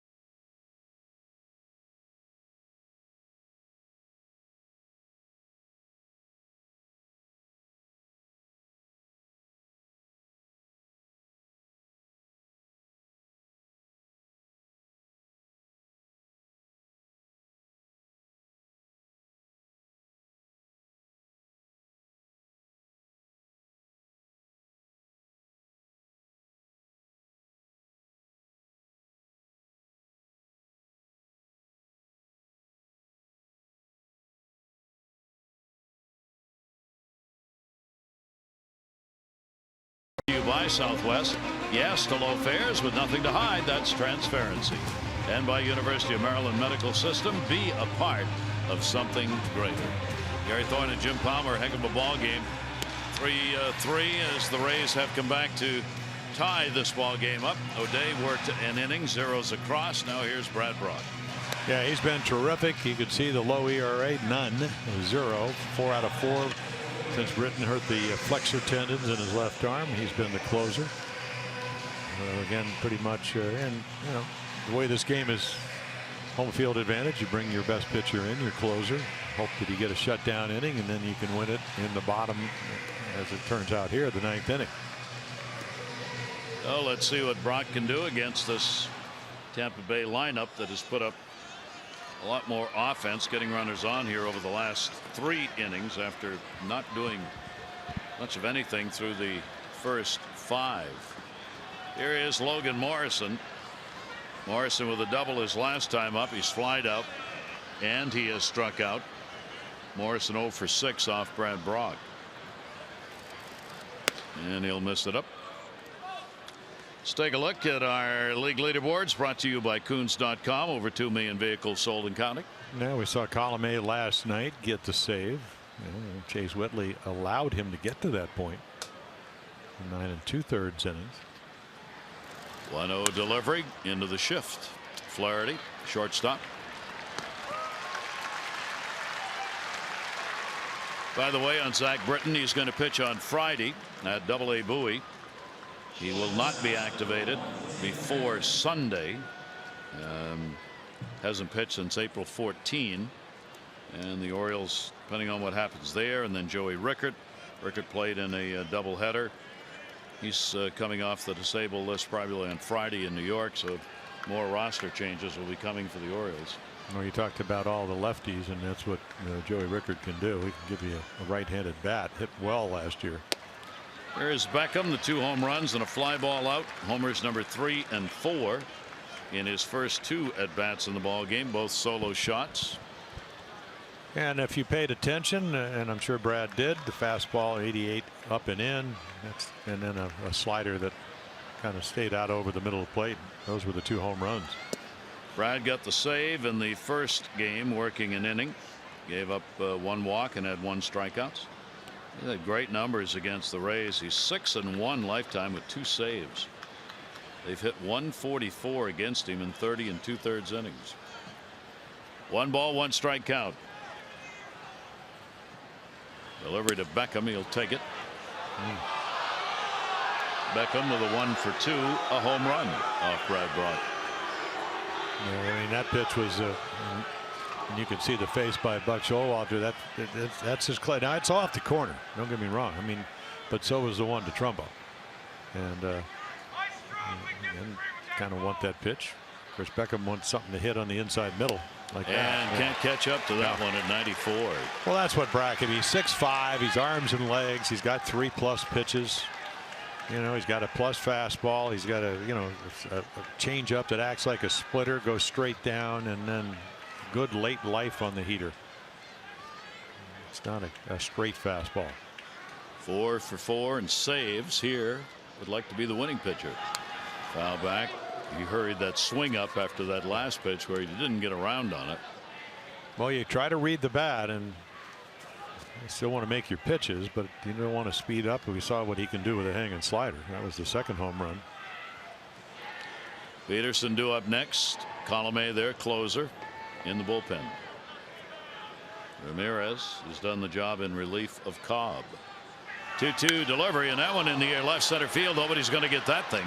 It'll take a hop and go off the wall. Beckham on his way to second. Adam Jones going to hold him there as he gets it in. Wow, is he hot. A 3 for 4 in this ball game. Beckham with a 1-out double. Well, my point when I said, just because he's late on your fastball, you still have to make a quality pitch. And for Brad, and he'd be the first to tell you, this is pretty much right down the middle. So Beckham having a great night. He's been red hot. And finally fulfilling what they thought the expectations of being a #1 draft choice in the country. 2 home runs and a double. Got the game winner last night. Tampa Bay has certainly had their chances here from the 6th inning on. They have stranded 4, 3 in scoring position from the 6th to now, and now they got another runner in scoring position. Peterson has drawn a walk, 0 for 2, fly ball, ground ball. Shane Peterson waiting on it, and he'll top it. It's fair. Castillo says, I got it, and he does. Runner over, but 2 down. Yeah, young hitter that chases Brad Brock as good of any of his other pitches. The turbo change is Mike Bordick, and the ball just kind of bottoms out, and he just hits the top of it. So 1 pitch, 1 out, or an easy out. Zucker will get his first at bat with the runner at third base, the catcher. 2 down, 9th inning. Ball game tied at 3. And Zucker coming up with Beckham on at third base.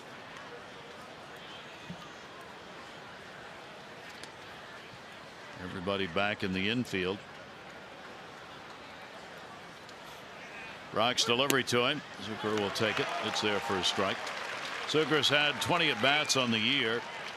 He's picked up 5 hits, 1 home run, and 5 RBIs for him. So with the limited chances, he's come through for the Rays. 0-1 the count. Zucker will foul that one the other way. Yeah, he's a big guy, as you can see. Last year with Seattle, in fact, the last couple of years. So the fans up wanting a K here. Well, you're in the position where you don't have to throw a strike. He came up, he had 12 for 25 for the Mariners last year. Zucker stands out.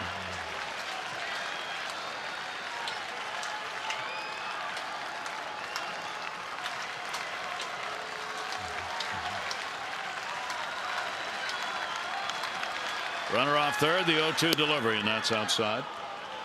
Yeah, a little extra, but kind of pulled it off the plate. Oh, 1 ball, 2 strike count to the new catcher, Sucre, for Tampa Bay. Beckham, the 1-out double now at third. Here's the 1-2 delivery. That's in the dirt. Castillo with a stop on it. Yeah, laid off the changeup. It's not always easy to do against Brad Brock.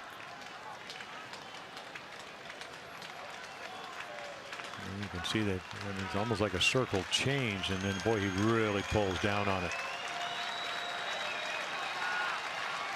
2 ball, 2 strike delivery to him. Sucre will pop it up. Second base. Nope. First. Oh, no. Look out, and Davis recovers. Chris was looking to see whether or not Schoop might be the one, but the ball came back towards the foul line, and Chris almost tripping, able to get to it. A runner left on, bottom of the 9th, tied.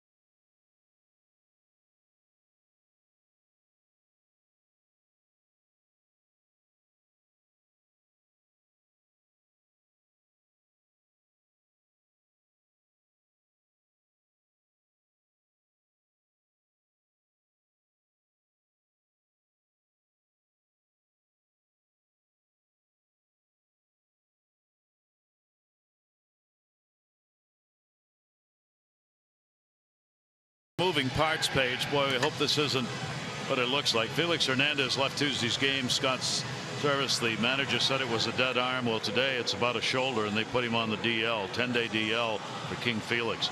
John Gibbons started catcher. Russell Martin, third base, trying to keep some offense in the game. Interleague play, no DH. They wanted him in. 19th major league appearance at third for the catcher, Russell Martin. And Dustin Pedroia, yesterday they said he'd play tonight. He isn't. So he is still out, lingering problems with the knee. Bottom of the 9th inning. Ramirez stays on. Kim at the plate. A base hit, a run scored in the 2nd inning. He is grounded out and struck out. Yeah, big home run on Monday night. Orioles down 3-1. He made it 3-2. Home run off Chris Archer. Ramirez, something off that one, in there for a strike, 1-1.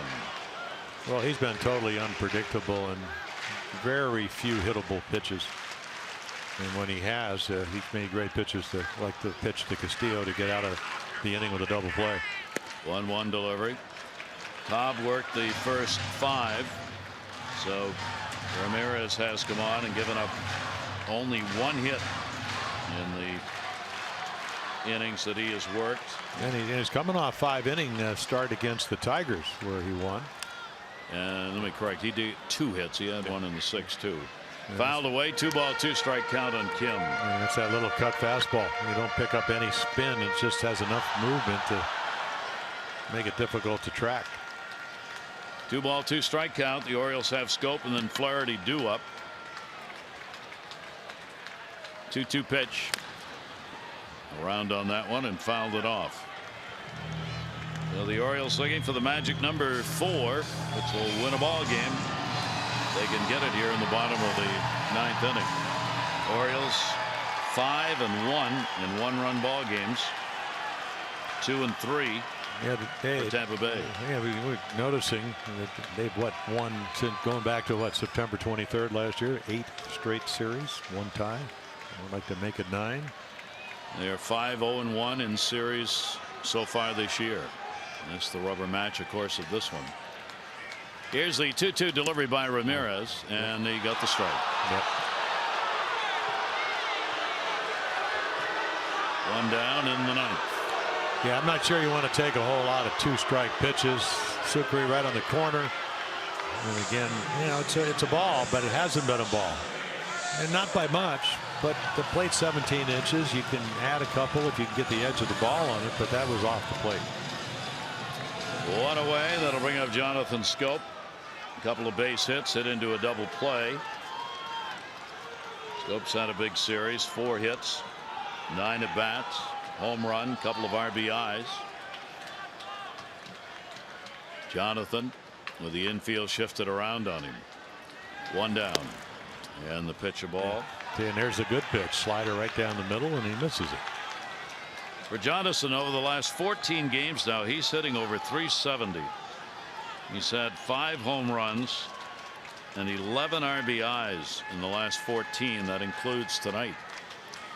1-0 breaking ball is taken inside. 2-0 on Schoop. Flaherty on deck. See, and right here, I mean, these are the situations where, yeah, you want to hit a home run, you want to drive a double, you want to get on base, but tie ball game, you'll take a walk if they. And this is going to be the maturation that he'll just, you know, if you get a good pitch, let it go. Low delivery foul. That's ball 3, and you know he chose to swing at a changeup because he's young and he's aggressive and he wants to have some happen. But that ball's well off. And he's asking Little if it was a strike. That's the wrong guy to ask. And Little said no. And Jonathan shook his head. Yep, I knew it. 2 ball, 1 strike count.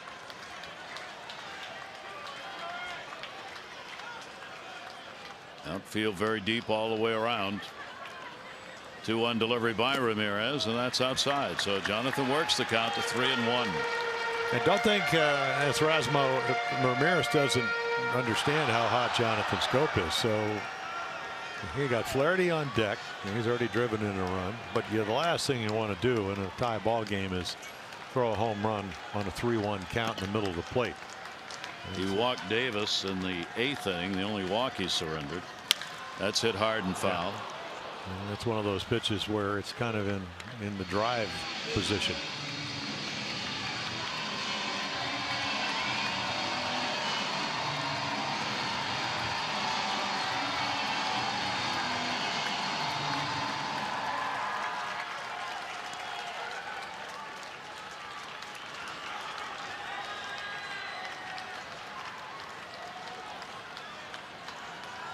It's the one he wants.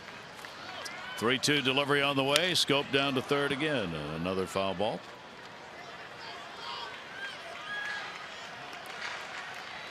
This will be the 7th pitch of this at bat for Jonathan, with 1 away and nobody on here in the 9th inning. Long man, fill-in starter, perfectly positioned for this game, since they used all those bullpen guys in the ball game last night to work their way through 9 innings. Here's the full count delivery again. Shattered bat goes to short. Beckham. 2 down in the bottom of the 9th, and Ryan Flaherty coming up. Flaherty, big part of that 2nd inning. Got the RBI base hit, then got plunked on the head with a throw to third base that resulted in 2 more runs scoring, including himself. He has since grounded out and flied out. Flaherty against Ramirez with a shift on and 2 down.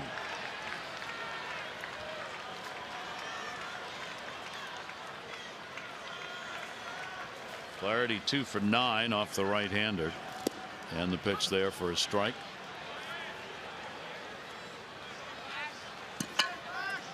Ryan getting the start in place of J.J. Hardy, who is available on the bench if this thing goes on, if they need him. Jim Hickey, pitching coach. 0-1, 1-1, 0-2 rather. Yeah, another good changeup.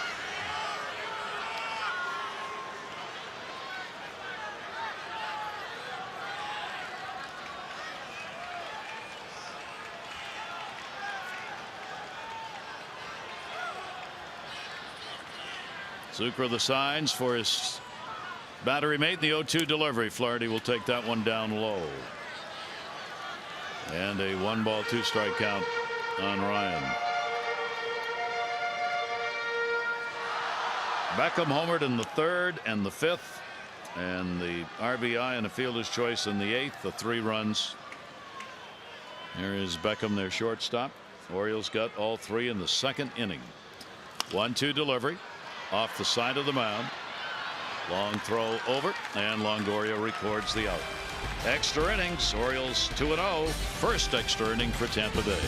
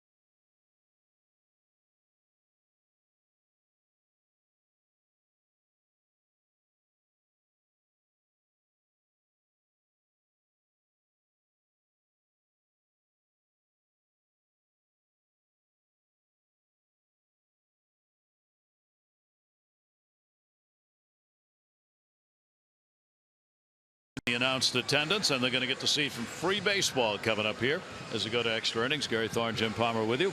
Always have the home field advantage, though, and you'll love that in extra innings. Well, you do, and I think also the Orioles, what they like is the fact that they have a chance to win a game that they've been out homered in. And we talked about how Tampa Bay 3rd in the offense. So again, you had your chance. You haven't scored since the 2nd, so the Orioles got to hold them, but then you're going to have to figure out a way to get some runs. And you got Brad Brock, who's worked as many as 2 1/3 last year, 1 inning the high so far this year. Well, yeah, and what he's been able to do, if you look at, I kind of look at the efficiency of, and he's been so good with the saves, 4 for 4, but again, the amount of pitches per inning have been really good. And with the off day tomorrow, you certainly want to have him available as your closer because Britton's not going to be back up in New York. So, another inning, and hope that you just don't get caught up with, throwing 20-25 pitches. Weeks is at the top of the order now. He came on in the 8th inning, was hit by a pitch and scored. And that's what tied the ball game up. Kiermaier and then Longoria will be due up. Brad Brock coming on in the 9th inning and surrendered the 1 hit. Left the runner, though, in scoring position, and Brock working here with a 2-0 count on Weeks. Yeah, pretty good fastball hitter, and there's a perfect pitch. Weeks with the 0 for 3 in the times he has faced Brock.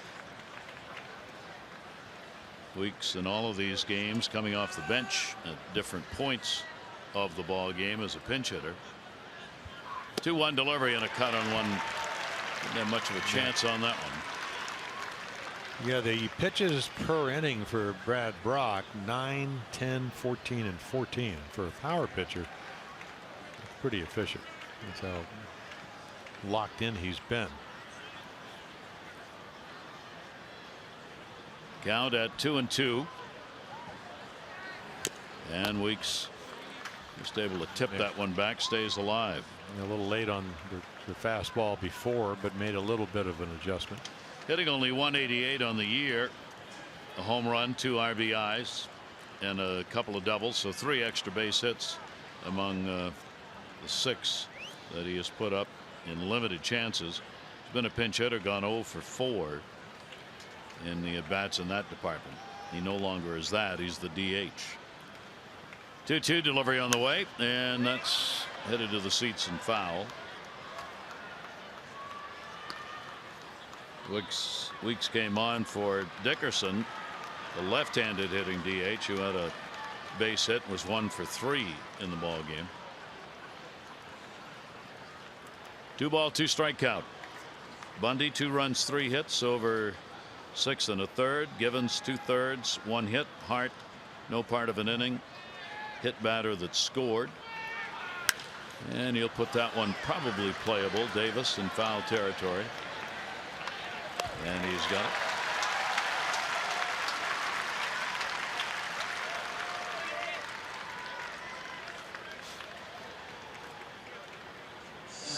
That'll bring up KIERMAIER. KIERMAIER on with a couple of walks in his last 2 at bats and stranded each time. He has popped out it into a fielder's choice. KIERMAIER trying to get on with the 0 for 2 now. He's 0 for his last 16 and 0 for 12 in this 3-game series. In at third, Manny Machado. Ball popped up in the air to short. Flaherty will back up under it. 2 down. So 2 quick outs for Brad Brock. KIERMAIER, their closer. Looks like he'll be coming on in the bottom half. Ramirez having worked 4 innings out of the bullpen.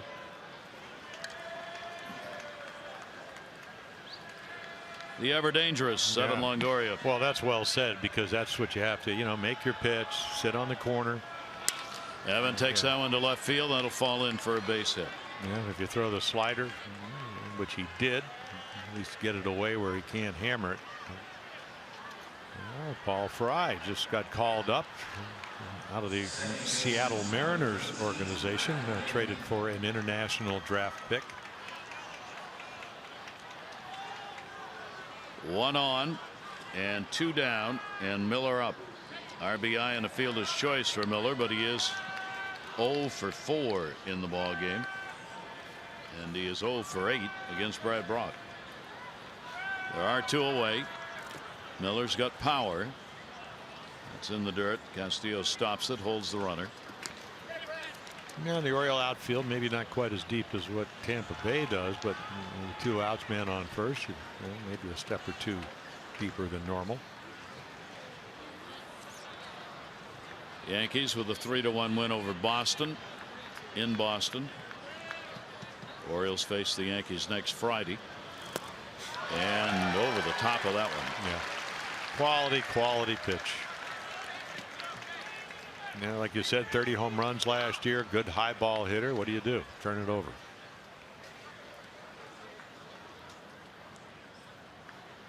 Brock in his 2nd inning of relief work at first. Short lead Longoria in the dirt. Castillo looks him back to first base, and the count goes to 2-1 on Miller. So this is where you get in. He's looking fastball. If you're going to throw it, just, like I said, better high ball hitter, get it in a good location. 2-1 pitch on the way to him. Like that. That's there. Yeah, right on the corner. This Tampa Bay team, we mentioned way back in the beginning, more strikeouts. They have struck out more than any other team in the majors. Tonight only 3 times. Bundy had a couple of Ks, and Donnie Hart had a K. Brock would like to add to that right here. Well, he gets back into the changeup count. 2-2 delivery on the way, and he got it. So Brock gets the strikeout, and the Orioles will have a chance to win it in the bottom half of the 10th inning. Ball game tied at 3.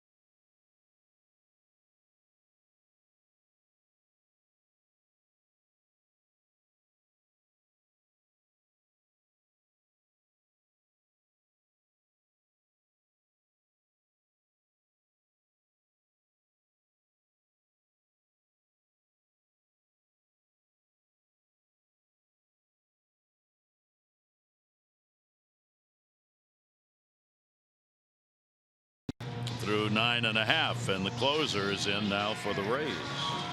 And is he good? All-star last year, 37 out of 40. Made his first All-Star team. 5 out of 6. The blown save was on a pass ball by Sucre on Sunday. So again, loves a cut fastball. Fastball in the mid-90s, cutter right around 90, 91. Saw that last night.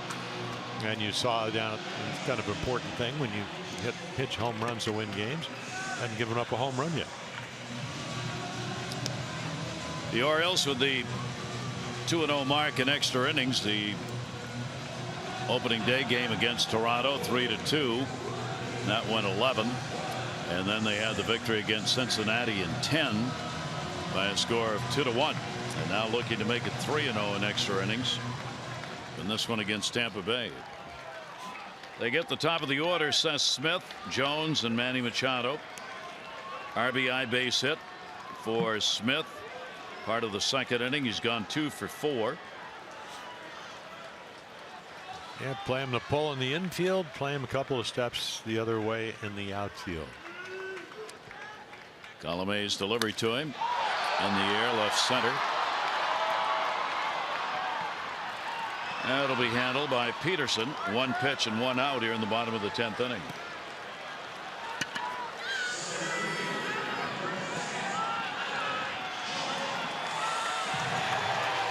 Adam Jones coming up. Adam, base hit, 1 for 4. He's gone 4 for 11, a homer, 2 RBIs in the series. Against Colomé, just 1 for 12. So Tampa Bay putting Colomé out, hoping he can get the side out and they can put something up in the 11th inning, while the Orioles want to end it right here. Infield moves around on Adam. Pitch skips all the way to the backstop.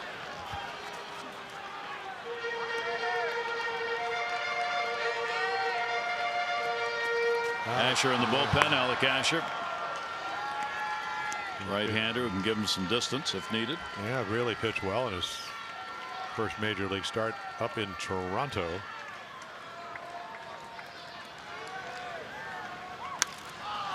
Down the line and foul. Yeah, the cutter is just, the slider spins. The good ones you don't really see a whole lot of them, but the cutter, it's kind of like the ball veers. Mariano Rivera ends up in the Hall of Fame. There's the rally caps. Those who have not scored a run since the second. Jones again. Colomé's worked an inning. Didn't give anything up in this series. 3-1 lifetime against the Orioles with 7 saves. Adam Jones, 1 ball, 2 strike count. Buck Showalter happier than ever now that tomorrow's a day off for the Orioles. 1-2, Manny Machado on deck. Colomé's delivery to Adam, and that's foul back. No play on that one either. Well, and of course, Tampa Bay's going up to play to Toronto on Friday, so they have an off day. But Colomé, last 17 pitches. He had a 2-inning attempted save on Sunday, 27, but he's right around 11 pitches. So I would imagine if he gets out of this inning unscathed, he'd probably pitch another inning. 1 ball, 2 strike count. Adam battling here, and that one bounced way out in front. And that'll even the count up at 2 balls and 2 strikes from Colomé.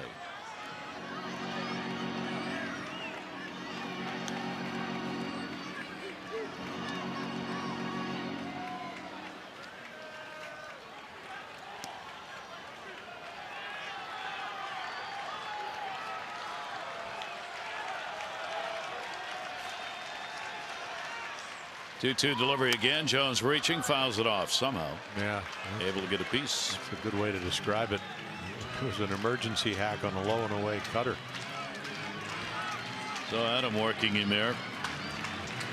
How far outside this was. Well, we have seen him. I mean, usually probably it seems like he does it maybe half a dozen times a year. That little one-handed swing for an infield base hit. Kind of tops it, hits it down to third. Longoria deep and kind of preventing a double. They want to hit a ball down the line. Column 8, 2-2 still. 7th pitch of the at bat. Going to be another one. A working him here. Yeah, you're trying to get it on the good part of the bat, and because of the movement of the ball, and we saw it again with Mariano Rivera for his whole career, it's just hard to track the pitch. And then again, he's got good velocity with it. Dylan Bundy, an outstanding start again. Had to make do with not his best repertoire, but gave up only 2 runs, 3 hits, and 6 in the third tonight. Column A to Jones again, and Column A wins the battle. No, you could see why he was their all-star. I mean, he just makes great pitches, great stuff. A couple of years ago started, won a couple of games, then struggled, so they put him in the bullpen. And I mean, that's a really good slider. Has not allowed an earned run. 9 appearances this season, 5 for 6 in save opportunities, which is his job. Here's Manny Machado. Manny's had a couple of hits, a walk, fielder's choice. 2 down, nobody on. Manny nubs it, first base side foul. And he pretty much pitches down and away to the righties. I mean, he isn't messing around anything in. So you better cover the outside, maybe third of the plate, or you're in trouble. And that's hard to do. And he's got a 5 for 13 off column A. Adam backs, and that was nasty. The slider. 0-1 delivery on the way off the fists. I mean, even the backup slider like that is tough to hit because you think it's going to break. And then we saw it last night, and we saw it early on the first pitch to Seth Smith. He's got 95 to go with this.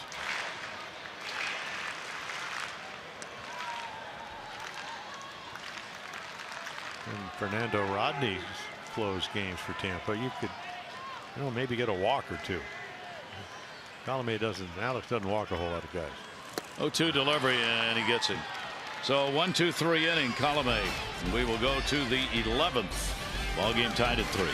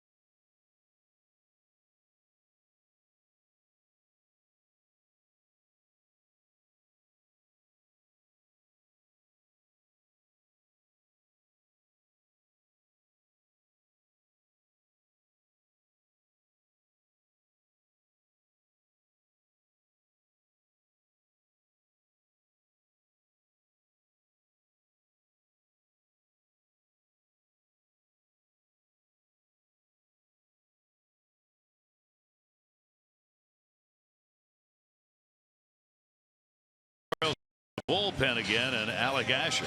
Yeah, big guy.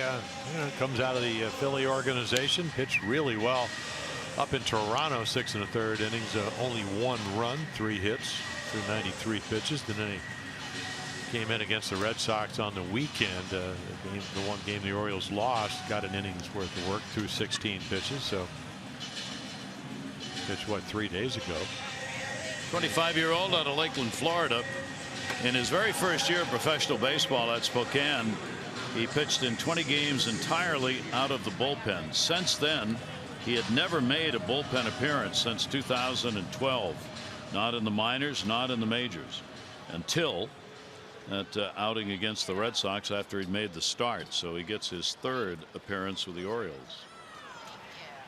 Really, I mean, he had, pretty good fastball, 92, 93, had a nice curveball, slider, occasional changeup. So he's got starter repertoire.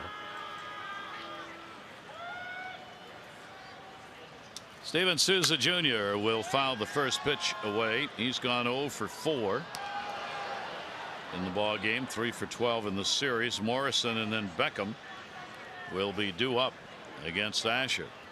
Infield moved around.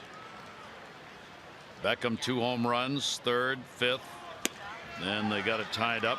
The Rays did in the 8th inning, a hit batter, and would score on a fielder's choice with the RBI going to Miller.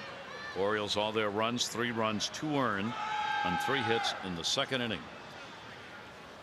Since then, they've had 3 hits and a 1-ball, 2-strike count. A little cut fastball, perfectly thrown on the corner. Corner's gotten a little wider as this game has progressed. Here's the 1-2 delivery. Did he go? Yep, he's gone. Well, he had a equipment fine last night. Got called out on what he thought was a questionable pitch. Right here, you check out. This is again what they're looking at. And the bat well out in front of home plate. Great angle right here. And you can see how the bat head, maybe 6 inches out in front of home plate. Strikeout for Asher to start his relief appearance. Morrison a double, 1 for 4. A couple of hits in the series and 9 at bats. Logan Morrison, the shift put on against him as well. Brad Brock, 2 innings, 2 hits, 1 strikeout. And the pitch will be inside. Cobb was the starter for the Rays. 3 runs, 2 earned, 8 hits over 5. Ian Bundy battling as starters, both indeed. 1-0 delivery to him. Count goes to 2-0. With Beckham waiting on deck.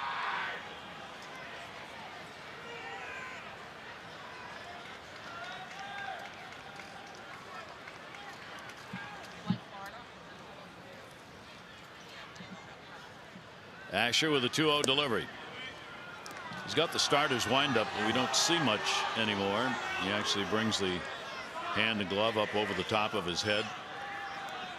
He does lean in on the front part of that rubber, but gives it a pretty good full windup. Yeah, he's a big guy too. 230-ish, 6'4". Very fluid windup. 3-0 delivery on the way, and he wanted to throw the bat away for a ball, but not going to do that. Actually, you stay right there. And then it was a strike. 3-ball, 1-strike count. Yeah, two-seamer runs away. He thinks it's a ball. It might have been, but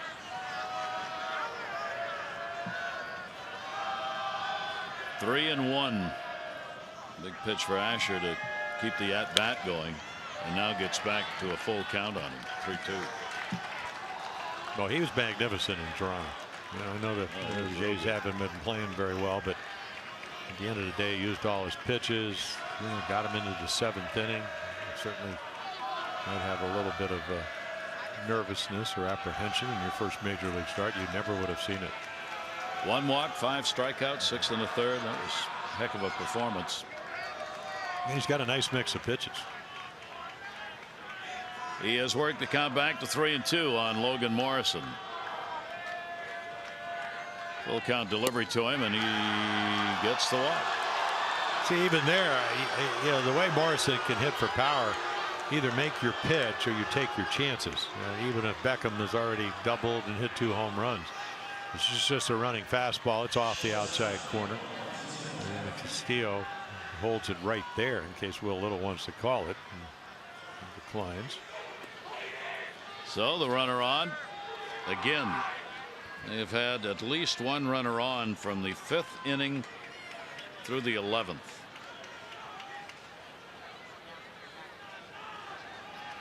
And here's the Guy who's done the damage. Yeah, sizzling. Jim Beckham, the 2 home runs, a double, 3 for 4 in the ball game. Slider's going to miss outside. Beckham getting his first multi-homer game in his career. You see the big series he's had. 3 RBIs. Dylan Bundy, the starter for the Orioles, stayed out, came back out onto the bench watching this. 1-0 delivery by Asher, towering fly ball to center. Adam Jones.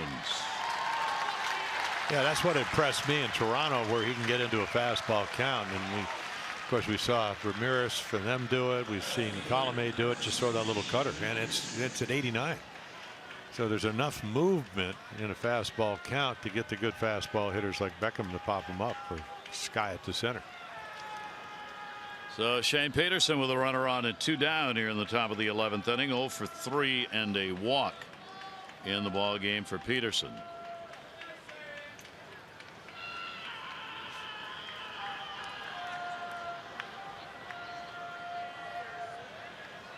Runner off first base. Big cut. And then a changeup. You know, it's nice when you can bring a young pitcher, or at least an inexperienced pitcher, and say, okay, we want to get this guy because he's a good fastball hitter with a changeup. So what does he do? Not only does he throw it, it's perfectly located to the outside corner.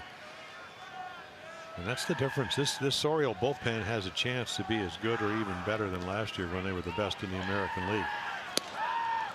0-1 will miss outside. Peterson, one of the non-roster invitees who made the roster. Played all last year at AAA Colorado Springs in just 49 at-bats. But he's hit his way through the minor leagues. Sure about 288? 287 lifetime average in the minors. And that one took a big cut on, fouled it off right on the top of it. 1-2. Shane Peterson with Morrison on at first base. And Asher trying to get out of the inning right here. 5th bullpen pitcher used by the Orioles.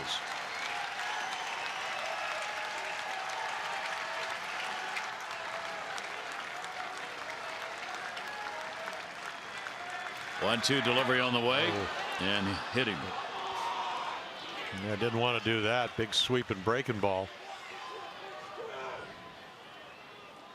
Second hit batter there has been tonight.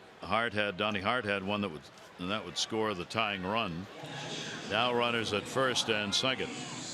Yeah, just pulls it. Ends up hitting I think his front ankle. And he turns in and trying to get out of the way. Got the foot, stepped on it. So potential go ahead on at second base. Jesus Sucre at the plate. 28-year-old. In Seattle prior to this year. Second at bat, popped out first time up. Sucre will take the pitch outside for a ball. Sucre carries a 209 major league average, but only 88 games. He too a lot of minor league games. 259. 28 years old, out of Venezuela. Well, like we said, he went, what, 12 for 25 in 9 games last year. He finally figured it out, at least as a Mariner. 1-0 count. 2 on. And that shattered bat's going to go down the line in right field and get a run in. Morrison will come around to score. Peterson will make a turn and stay, and an RBI single. Sucre has given Tampa Bay a 4-3 lead. Now a little cutter right off the end of the bat. The bat's going to implode right here, and you can see it go to left, but the well situated base hit. Well, last night the walks, look, all 2 of them, all the 2 runs on walks tonight. Leadoff walk or 1-out walk here in the 11th. Hit batter and a walk have scored the last 2 runs for Tampa Bay. Sucre smiling down there. So the Orioles down by 1. Hit number 10 the Orioles have. They have out hit the Rays in the ball game, but right now the Rays have got the lead. The Rays have had at least 1 hit from the 7th inning on, and we're in the 11th. First and third, 2 down. And that pitch is going to be taken for a ball. Another shot at it for Weeks, who was that batter hit by a pitch in the 8th inning, who scored, and who popped out in the 10th inning. The agony. But don't worry, the Orioles get another at bat. 1-0 count. It'll be outside from Asher, and the count goes to 2. Yeah, Alec Asher's got to figure out how to get Ricky Weeks out some way and then maintain.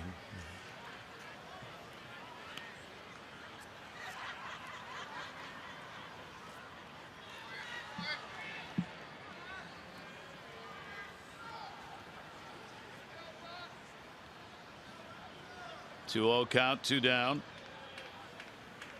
Rays are 1 for 10 with a runner in scoring position. You just saw the one. 2-0 delivery on the way, and that's fouled off. Weeks taking some hefty cuts, but not able to get around on it tonight. 2-1. 2-1 count, 2 away. Orioles will have Davis, Trumbo, Castillo due up in the bottom half of the 11th inning, hoping it will be just a 1-run differential. But Asher's got to take care of Weeks to keep it that way. Peterson off third. Sucre off first and hit him. That's going to load the bases. 2 hit batters here in the inning. Yeah, he wears a protection on the front elbow, but again, just a running fastball 2-seamer, and it's got hip written all over it. Roger McDowell, the Oriole pitching coach, is on his way out. Fry has been up once in the bullpen. Left-hander will warm up again. Kiermaier, the lefty's coming to the plate. Those a strange inning here. There's been only 1 hit, but that walk, the 1-out walk, has scored. 2 hit batters and a single mixed in between. Morrison, the walk that crossed the plate right there on the right. It's given Tampa Bay the 4-3 lead. Well, you know, we don't know if they're going to win this game, but you know, for a team that came in, I mean, 1-7 on the road. You know, they lost the first night, or at least they were 1-6, and then lost with their best pitcher on the mound, and then somehow the bullpen shut down the Orioles. They win tonight. Big win. 11 guys on the DL, and they have battled. Kiermaier, Manny plays in at third on each of his at bats because of his speed, even with 2 down. And a 1-0 count. 2 away. Sacks are full. Boy, a base hit here would change the whole complexion of the bottom half of the 11th inning.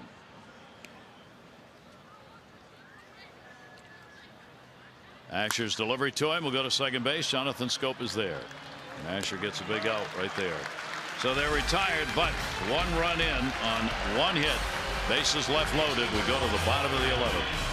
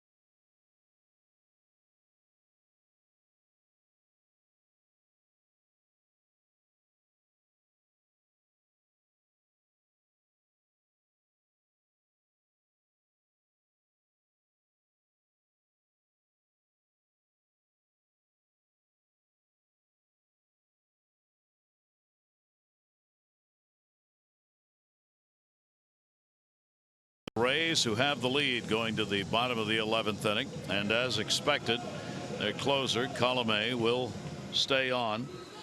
Zucker delivering the RBI with that single that has put him on top. We'll see whether that's going to be a game winner or not. Colomé has worked 2 innings in relief this season against Houston on the 23rd, only 3 days ago. Well, they told him, you know, I was reading the articles because Kevin Cash said, hey, we may have to use you, you know, longer than any. He said, hey, fine with me. Just let me know. Former starter, as we mentioned, for a brief time. Chris Davis leads it off. Bottom of the 11th. Colomé's pitch to him will be in there for a strike. But he's not afraid of throwing it over, and he's got, for I would consider a power pitcher, 89 to 95. Not afraid to pitch to contact, even though sometimes it's hard to really contact the movement on his pitches. There's another one. Chris is 0 for 8 against him and is down on the count here 0-2. You really have to be able to have a controlled swing, and otherwise it's easy to flail at his stuff because it moves so much. And when you can throw strikes and you have movement and velocity, which is what he has, it can be tough. 0-2 delivery and just missed with it. That was close. Looked like Will Little was ready to get the right arm up. Colomé has a 3-1 mark against the Orioles in save situations, 7 of 8. He's going for a win in this game. 1 ball, 2 strike count on Chris. Davis goes after it. KIERMAIER was very deep, so it's going to fall in front of him, and the Orioles get the leadoff man on. Yeah, well, they were definitely in the double with the prevent defense, and they play it well. So it's kind of what you want to do. But here's your 2-strike hit. Nice solid line drive. There you go, right into the bat head. Got a hittable pitch. That doesn't happen very often. So Mark Trumbo. So what about the first home run was a walk-off. So 0 for his last 22, including the 0 for 4 tonight. He'd love to break it right here, finish it off. Colomé's delivery to him. Here's the walk-off opening day. Yeah, Grilli, you know, got away with a couple of sliders, but not that one. There you go. Been a while. Of course, they still have the double defense, and KIERMAIER almost on the warning track in deep right center field. 1-0 delivery by Colomé is in the air, left center field. Going back, KIERMAIER, the center fielder, over. He'll make the catch. And Trumbo is retired. Davis back to first base. He is now 0 for 9 off Colomé. 1 down in the bottom of the 11th. That'll bring Wellington Castillo to the plate. Castillo, a base hit, couple of strikeouts, and is hit into a double play. 1 hit in the series. He's gone a couple of hits in the series. The 2 for 8. Davis with a short lead at first base. Colomé's delivery to him outside for a ball.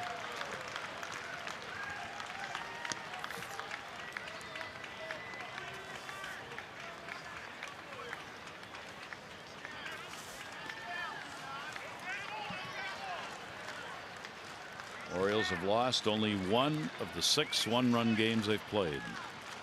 1-0 delivery in the air. That's towards the corner. That's going to fall in, base hit. Shane Peterson over to get it. Runner's got to stop at second. Good play by Peterson. Chris Davis is not particularly fast. Not going to take a chance as Peterson got it in a hurry.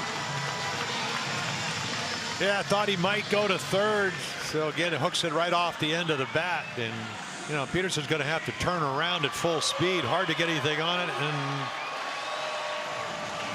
I guess you just don't want to take a risk of getting thrown out at third. Would have been a very tough play to make. So Castillo comes through, and the Orioles have first and second. covered with only one away. And now here's Kim. Well, Davis got a good pitch to hit. Trumbo had a good swing, just missed a home run, and then another hittable pitch for Castillo. Tampa Bay will get their bullpen active. Kim a base hit, first at bat he had in the ball game. 1 for 4. Colomé. So now they come in. The outfield playing a little bit more shallow. Danny Farquhar, we saw him last night for a couple of batters.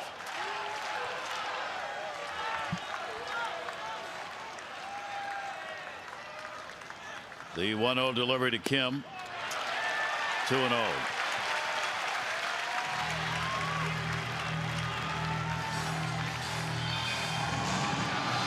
The Orioles battling back here in the bottom of the 11th inning. Now a 12-hit ball game for the O's.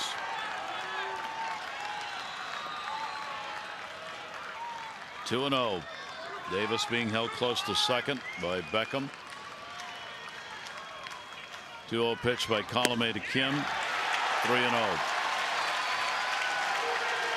And again, remember, 2 innings on Sunday. So while you may tell somebody in spring training you're going to have to pitch to get some multiple wins or saves, doing it again, what, twice in 3 days? I'm wondering if you're running out of gas, and that's a determination that Kevin Cash is going to have to make. Farquhar very effective against lefties, but Schoop a right-hander on deck. 3-0 is the count. Delivery on the way, and he walked him on 4 straight.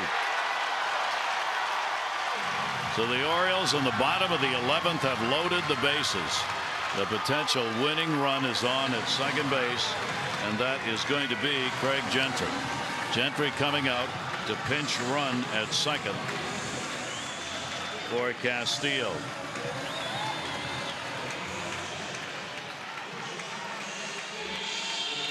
And Jonathan Schoop preparing to come to the plate.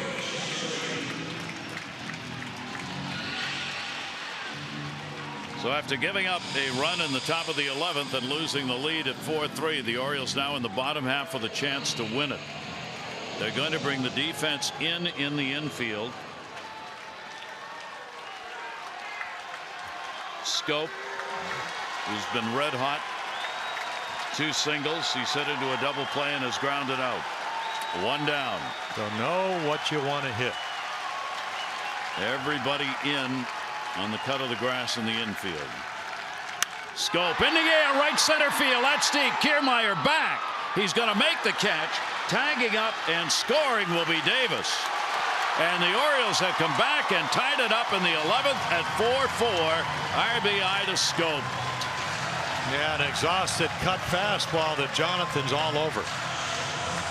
You know, and again, if it's anybody other than KIERMAIER, you think, well, maybe it has a chance, but he's so good in center. There's that little cutter, and he just smacks it. And he thinks it might be a double, but KIERMAIER just runs it down. So the Orioles have come back and still have a shot at winning it right here. The potential winning run remains at second. Gentry. Well, how about FLAHERTY having a chance? He already drove in the first run. Doesn't get to start a whole lot. RBI base hit. He is 1 for 4 in the ball game. Schoop with his 13th RBI. Pitch to FLAHERTY is going to be in there for a strike. Yeah, wasn't looking for that. He was looking for 90. The cutter threw him a fastball at 95. 2 down. Schoop delivering the sac fly. Davis got the leadoff single. Has come in to score. Gentry, the pinch runner at second base. The 0-1 delivery to FLAHERTY will be outside. Colomé piling up the pitches. And that's good for the Orioles. Well, the game's on the line. I mean, you got to make your pitch or load them up. Seth Smith's on deck. And you got Farquhar in the bullpen. Right-handers are hitting 300. Lefties 176. FLAHERTY will take it, and it will miss. 2 ball, 1 strike count. Seth Smith is the on-deck batter, the leadoff batter for the Orioles if it goes there. Gentry taking a look around him with a shift on. He's got shortstop Tim Beckham. Yeah, he's going close on contact with his speed. if he does get a base hit, very difficult to throw him out at home plate. 2 ball, 1 strike count on Flaherty. Colome's delivery is outside. So 3-1. How'd you like to be the manager if Flaherty gets on? Do you take out your closer to bring in the left-handed specialist, even though he's a right-handed pitcher, Danny Farquhar? Kevin Cass is going to have to make that decision. The way Colome is throwing right now, yes. Yes, I would think so. 3-1. Flaherty looking to end it. The delivery to him. You'll foul it off. Yeah, good pitch to hit. 95 down in his zone. Ryan, a good fastball hitter. He looks for it, gets it, and then just fouls it off.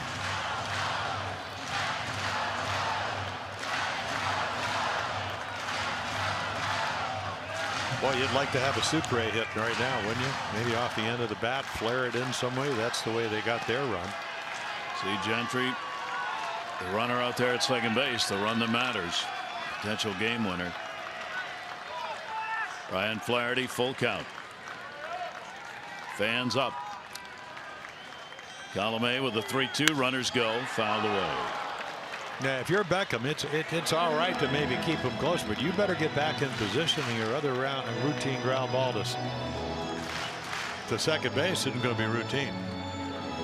Holding him close right here really doesn't do anything. No, yeah, I meant again, we talked about the fact he's a young player. He's had a terrific night. The base hit, he's going to score, and he's going to run on 3-2 anyway. I mean, he's going on contact, and so make sure if you're a second baseman or any other infielder, of course he's the only guy doing that, that you're in a fielding position. Again, the 3-2 coming to Flaherty. Pitch on the way by Colome, and the bases are loaded again. Nice take by Ryan. Doesn't get a lot of at bats. Man, yeah. Where was that? It was inside. That's where it was, Kevin.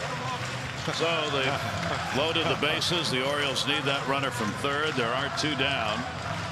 And Colome, it's looking like the tank got to empty here in the bottom half of the 11th inning. He's going to come out of there, and Farquhar will come on to try and keep this game tied. The Orioles will try and win it against him.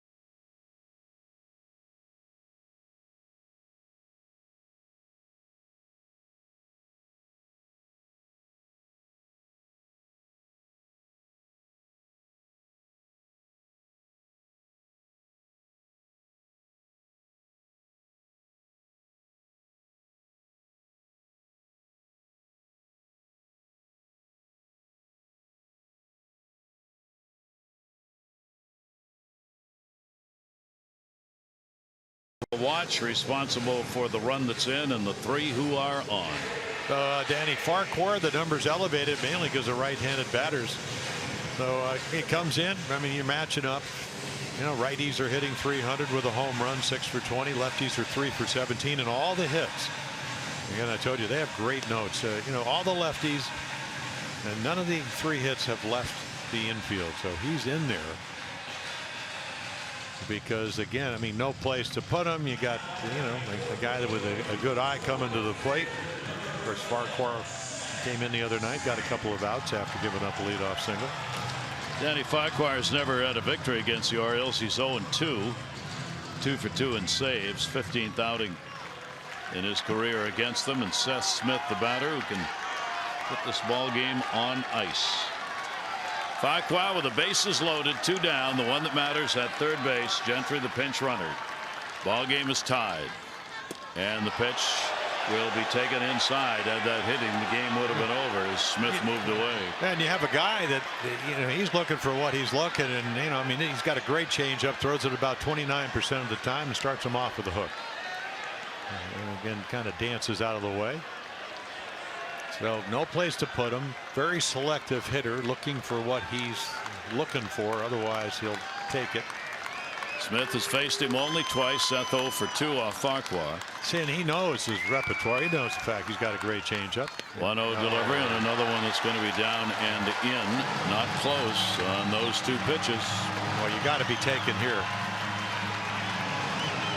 And Jonathan Scope saying, "Oh, I remember in Little League in Aruba.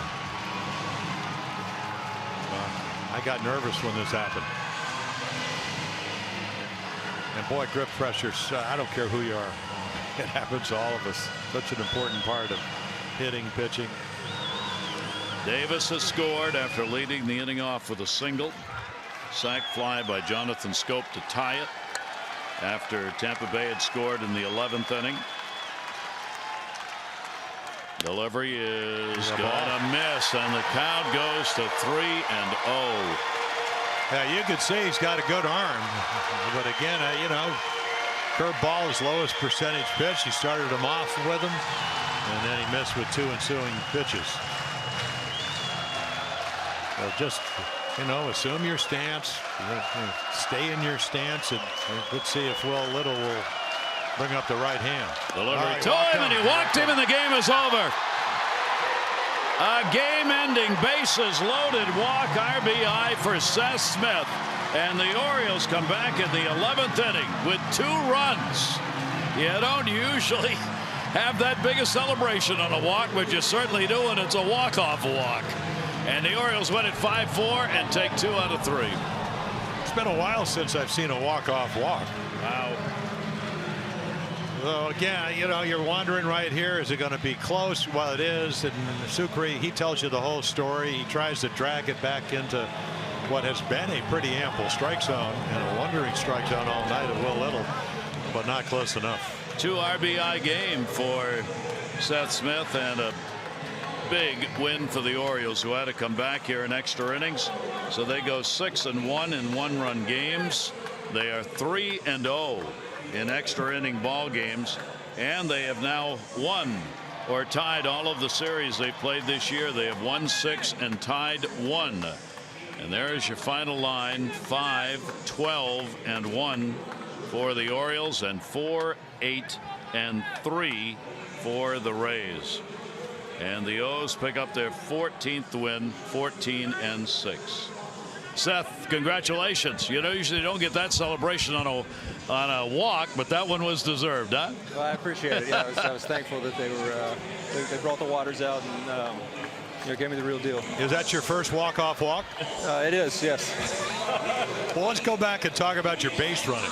You get the single. It's a long time ago, way back in the second. You weren't winded coming around home, were you? I'd rather not talk about it or think about it anymore. Just put it in the past and move on. I'm just glad we have an off day tomorrow, because I'll probably be feeling it. What were you looking for in that at bat? Now, you'd seen him before. The last at bat. Farquhar. Yeah. Have I faced him? I don't remember. Just a couple of times. Yeah. Okay. So you were going anew. He's got really good stuff. You know, 3 different pitches that break different ways and are hard and really plus pitches, and so you're trying to get in the good count, which I was able to do, and then you know, he didn't come over the plate late in the count. You have, I mean, your on-base percentage so high. It's what the Orioles really like when they look at the numbers here. It's about your approach. Can you talk a little bit about that at the plate? How you get those on-base percentage numbers out? Oh yeah, well, I'm trying to hit the strikes really hard and take the balls. So that's a complicated one. Yeah, that's probably why it works so well. Well, it's been working so far. Just keep it up. It works. Great start for the Orioles. Seth, congratulations on the walk-off walk. Yeah, thank you guys. There you go, Seth Smith, who got the game-winning RBI, and the Orioles come away with another series win and a 5-4 victory. Day off tomorrow, and a 3-game set in New York on Friday. Kevin Gosselin on the mound against CC Sabathia. Our coverage on MASN begins at 6:30 with those extra presented by Jeep, followed by game coverage at 7. This has been a MASN presentation. Tom and Rick look back. Long game, but worthy of a W as they win it by a score of 5-4. For Jim Palmer and all of our crew, I'm Gary Thorne. Thanks for being with us, everybody. Adieu, adieu.